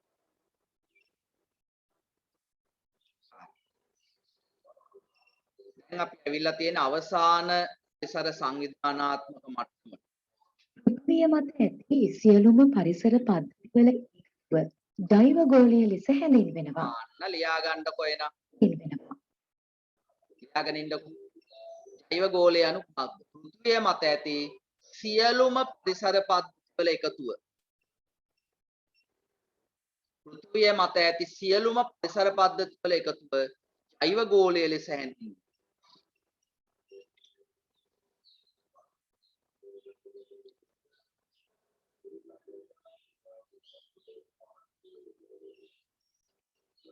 එතකොට ජෛව ගෝලයට පෘථිවි ගෝලය හරියන්නේ නැහැ. පෘථිවි ගෝලයම ජෛව ගෝලය විදිහට ගන්න බෑ. එතකොට ජීවීන් ඉන්න ප්‍රදේශ පෘථිවියේ හැමතැනම ජීවීන් නැහැනේ. එතකොට පෘථිවියේ ජීවීන් ඉන්න ප්‍රදේශයේ විතරයි ජෛව ගෝලයට අයිති වෙන්නේ. මේක සාමාන්‍යයෙන් කියනවා අපි තමයි වොලිබෝලයක් කියලා. පාවිච්චි කරන්නේ නැතුව හිටියොත් ඕකේ බැඳෙනවානේ දූවිලි තට්ටුවක්. ඒ දූවිලි තට්ටුව මේ පෘථිවිය වොලිබෝලේ නම් දූවිලි තට්ටුව තමයි ජෛව ගෝලය. ඇත්තම සුළු ප්‍රදේශයක් තමයි මේ ජෛව ගෝලය කියලා කියන්නේ. හරිද? පෘථිවිය මත ජීවීන් ව්‍යාප්ත වී පවතින කලාපය ජෛව ගෝලය ලෙස සලකන්නට පුළුවන්. ජෛව ගෝලය ප්‍රධාන කොටස් තුනකට බෙදා දැක්විය හැකියි. ඒවා නම් ශිලා ගෝලය, ජල ගෝලය සහ වායු ගෝලයයි. පෘථිවියේ කබල සහ ඉහළ ප්‍රාවරය කොටස ශිලා ගෝලයට යට වෙනවා. අපි ලියාගෙන යන්න ඊළඟට ජෛව ගෝලයේ සෑදී ඇති කොටස් තුන නම් කරන්න. එක ලියාගෙන ශිලා ගෝලය. එක ශිලා ගෝලය. පොඩි ඉරි කැල්ලක් ගහලා මේක ලියාගන්න. පෘථිවියේ කබල සහ ඉහළ ප්‍රාවරයේ කොටස අයත්. ඒ බෙදනවානේ අර ඉස්සර විදිහට ගත්තොත් කබල ඉහළ ප්‍රාවරය, පහළ ප්‍රාවරය, හරය, ඉහළ හරය, ඇතුළත හරය එහෙම කියලා දන්නවානේ. පිටත හරය, ඇතුළත හරය කියලා. එතකොට කබල සහ ඉහළ ප්‍රාවරය තමයි ශිලා ගෝලයට අයිති වෙන්නේ.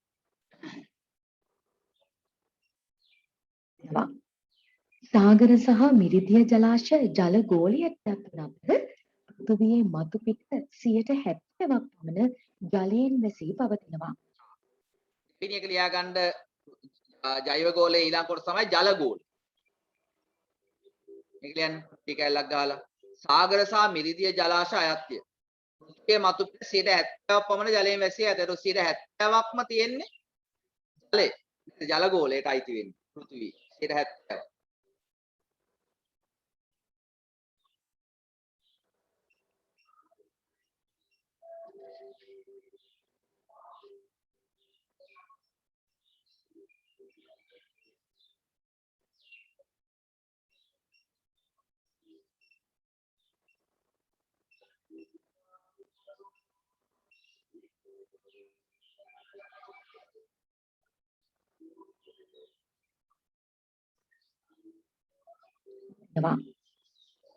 පෘථිවි ගෝලය වටා පැතිරුණු වාතය සහිත කලාපය වායු ගෝලයට අයත් වෙනවා. තුන්වෙනි ගෝලය ලියාගෙන වායු ගෝලය. පෘථිවි ගෝලයේ වටා පැතිරුණු වාතයේ සහිත කලාපය.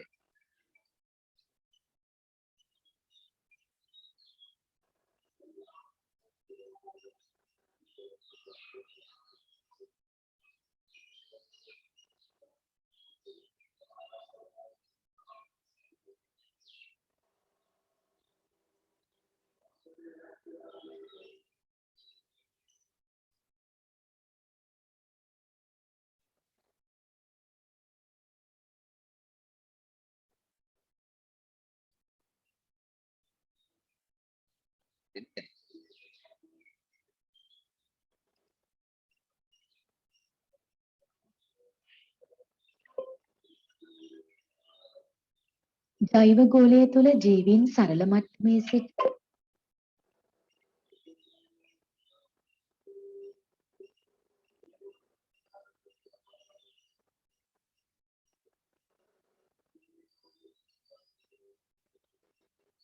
ජෛව ගෝලය තුළ ජීවීන් සරල මට්ටමේ සිට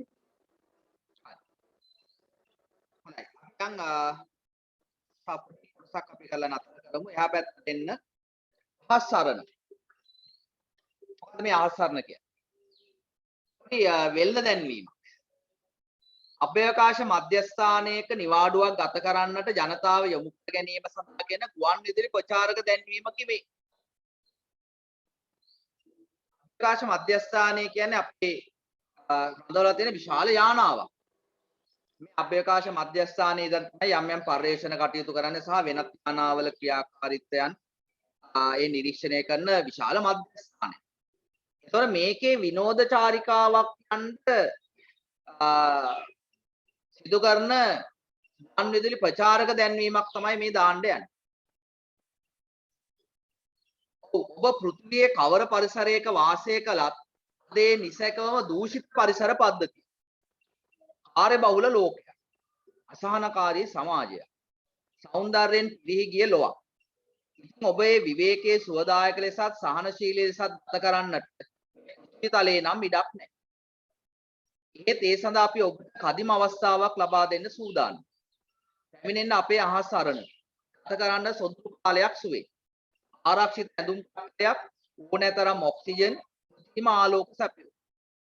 දැන් විනෝද චාරිකාවක් යන මේ අභ්‍යවකාශ මධ්‍යස්ථානයේට මේ කියන මේ අපි ගාවට එන්න. අපි මෙන්න මේ වගේ දේවල් පැකේජ් එකක් අපි ගාව තියෙනවා. ඊට පස්සේ මෙන්න මේවා ටික අපි සපයන. කියලා මේ එක එක දැන් ඔය පිටරට යවන ඒජන්සිස් එන්නේ. විදේශ රැකියාවලට.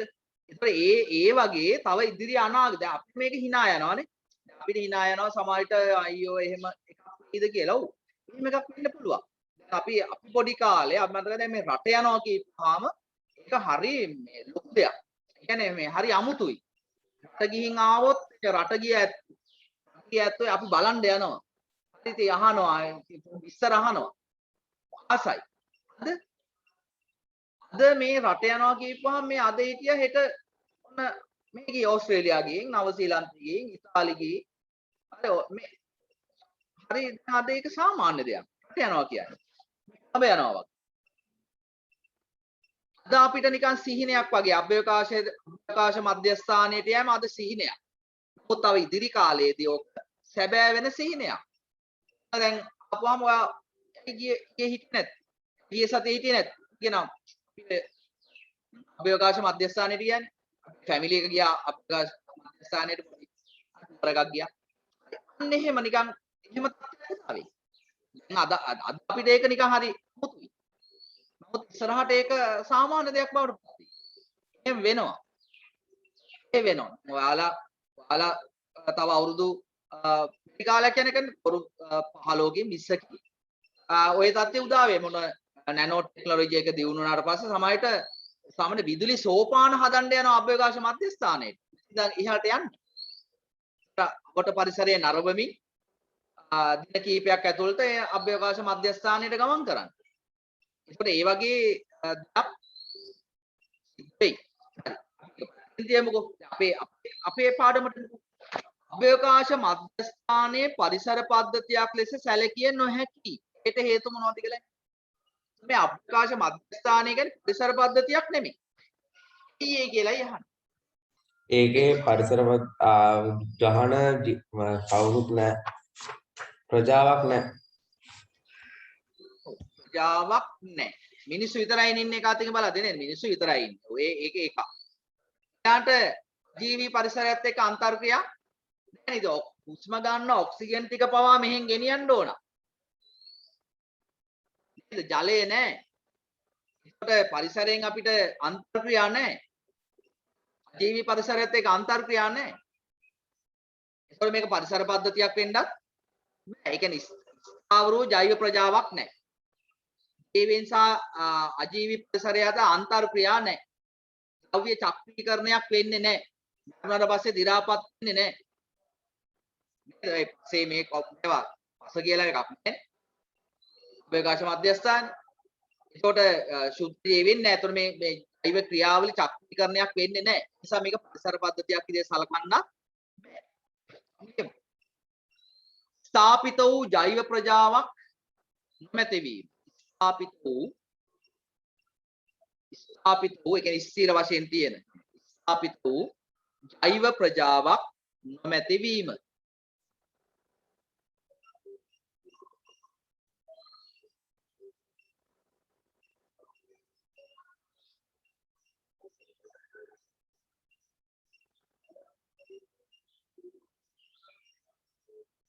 පරිසරය හා ජීවීන් අතර අන්තර්ක්‍රියා නොමැති වීම. පරිසරය හා ජීවීන් අතර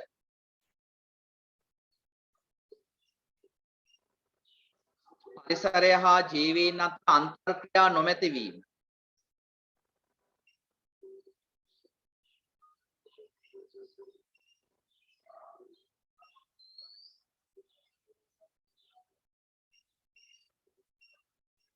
ද්‍රව්‍ය චක්‍රීකරණයක් සිදු නොවීම.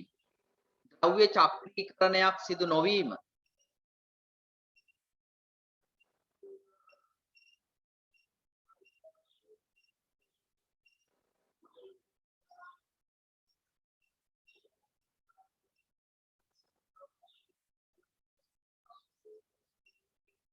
ඊට ජීවීන්ට හිතකර පරිසර සාධක ඔක්සිජන් ජලය වගේ ඒවා ස්වභාවිකව නොතිබීම. ජීවීන්ට හිතකර පරිසර සාධක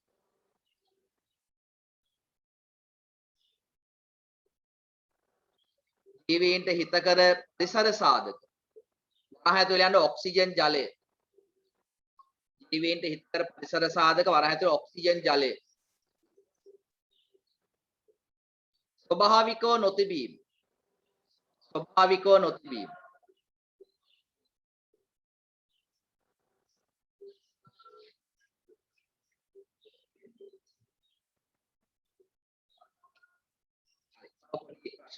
අපි කලින් සම්බුණා ඒ වගේ ප්‍රශ්න කරනවා. ඔතන ආහාර දාමයක් මොකක්ද කියලා අහලා තියෙනවා. ඔතන ආහාර කාලයක් කියලා තියෙනවා. ආහාර දාමයක් කියන්නේ නිෂ්පාදකයෝකින් ආරම්භ වෙලා පිළිවෙලින් ප්‍රාථමික කැපෙනා ද්විතීයික කැපෙනා ආදී වශයෙන් ජීවීන් ශ්‍රේණියක් කරහා ආහාර හා ශක්තිය ගලා යන අනුපිළිවෙලක් අපි හඳුන්වන්න පුළුවන් ආහාර දාමයක් කියලා. ඊයම කියනවා ශාක හා සතුන් අතර තියෙන ආහාර සම්බන්ධතාවය. ඒක හඳුන්වන්න පුළුවන්. අපි මෙහෙම ආහාර දාමයක් කියන මොකද කියලා අර්ථයෙන් ලියා ගන්නකො. නිෂ්පාදකයෙකුන් අකුරු ගොඩාක් කරන් ලියා ගන්න තියෙනවද? නිෂ්පාදකයෙකුන් ආරම්භ වී පිළිවෙලින් නිෂ්පාදකයෙකුන් ආරම්භ වී පිළිවෙලින් ප්‍රාථමික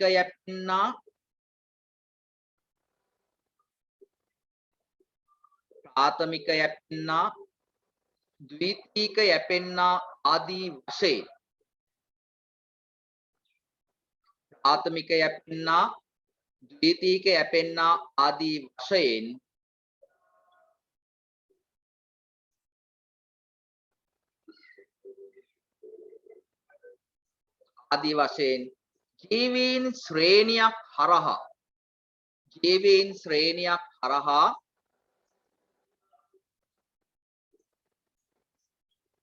ජීවීන් ශ්‍රේණියක් හරහා ආහාර හා ශක්තිය ගලා යන අනුපිළිවෙල.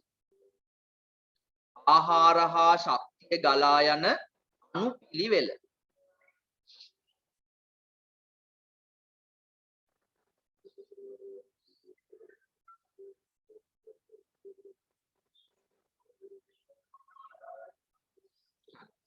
දැන් තියෙන ආහාර ජාලයක් යන ආහාර ජාලයක් කියන්නේ පෝෂණය සඳහා ජීවීන් අතර පවතින අන්‍යෝන්‍ය සම්බන්ධතාව.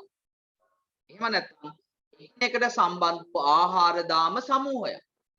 ආහාර ජාලයක් කියලා. අපි ලියාගමු මේ දෙකම එකතු කරලා. පෝෂණය සඳහා තව ටිකයි අපි කතා කරන්නේ. පෝෂණය සඳහා ජීවීන් අතර පවතින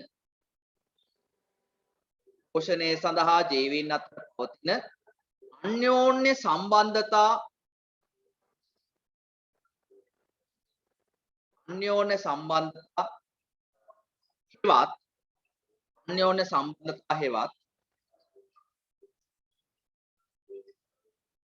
එකිනෙකට සම්බන්ධ වූ ආහාර දාම සමූහයක්.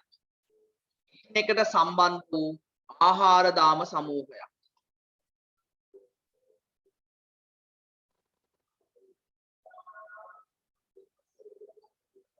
එකට සම්බන්ධ වූ ආහාර දාම සමූහයක්.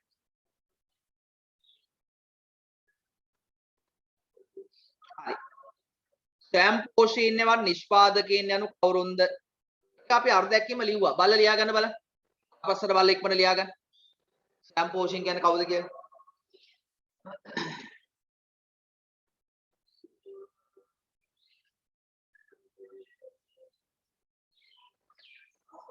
ස්වයං පෝෂී නැත්නම් නිෂ්පාදකයි. නිෂ්පාදකයන කවුරුන්ද කියලා අපි ලියමු.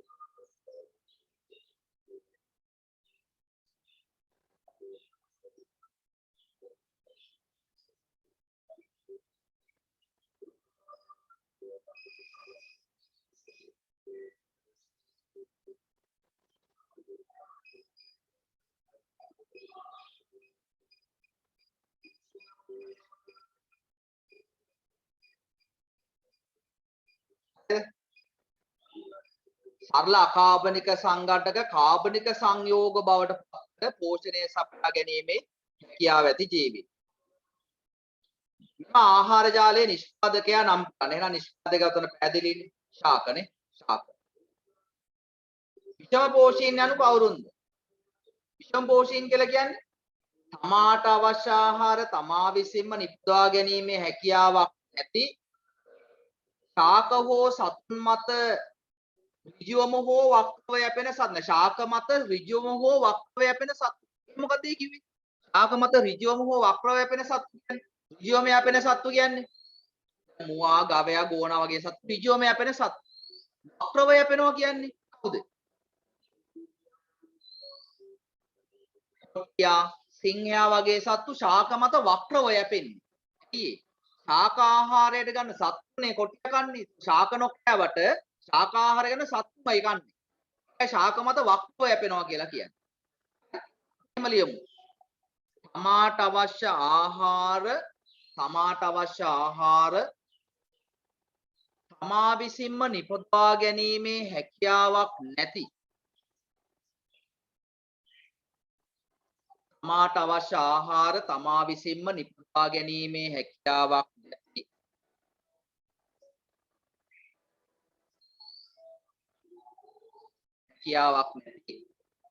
ශාක මත ඍජුවම හෝ වක්‍රව යැපෙන සතුන්.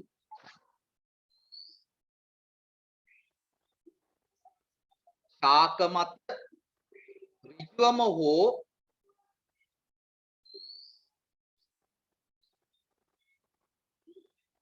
වක්‍රව යැපෙන සතුන්.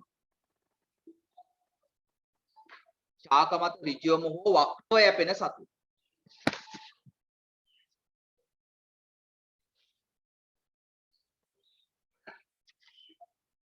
ඊළඟ පිටේ රෝමි ඉලක්කම් 4ක් තියෙන 6 7 8 9 ඉවර කරන්න. ඉවර කරන්න. ඉතින් අපි අද අවසන් කරනවා. ඉවර කරන්න.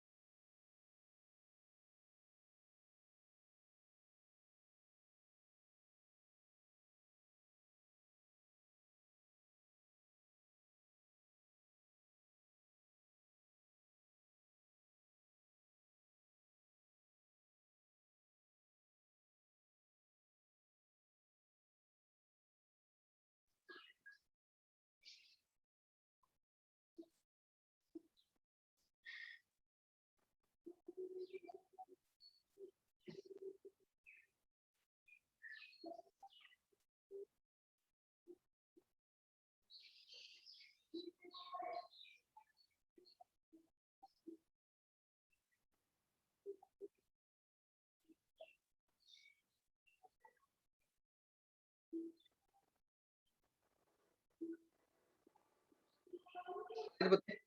මේ ඇති දිග මහාදාමයේ ලියා දක්වන්න. මොකක්ද දිග මහාදාමය කියන්නේ?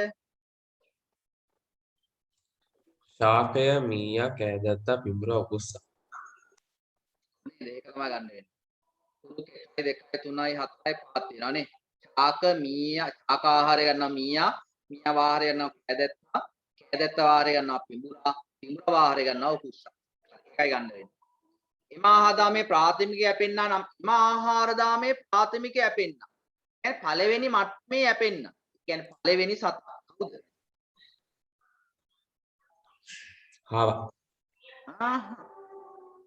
මේ අනේකත්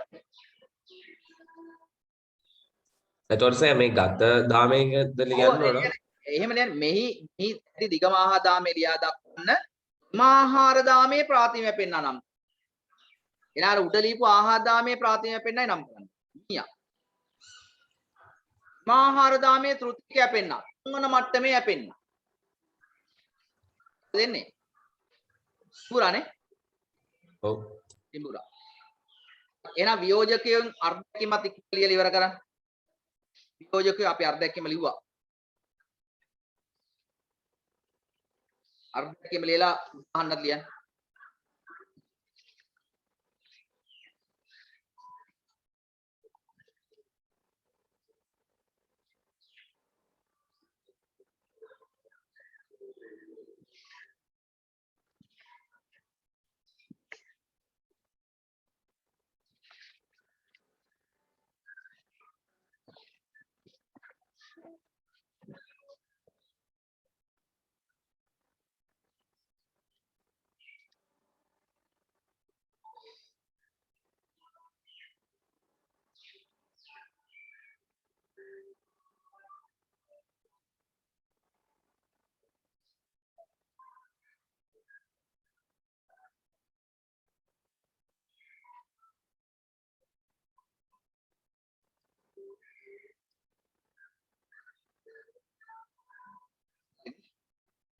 උදාහරණ ලියන්න බැක්ටීරියා සහ දිලීර නේ.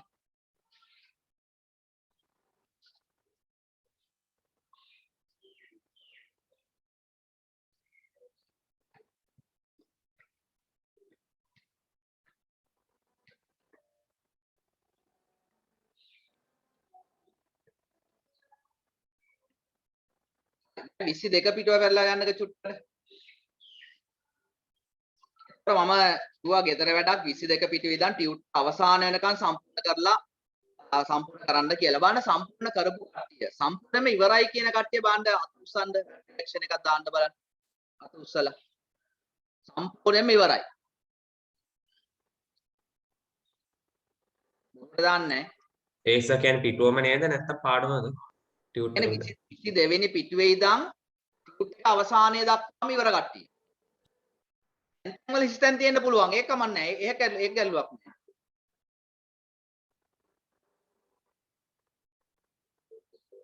දෙන්නයි.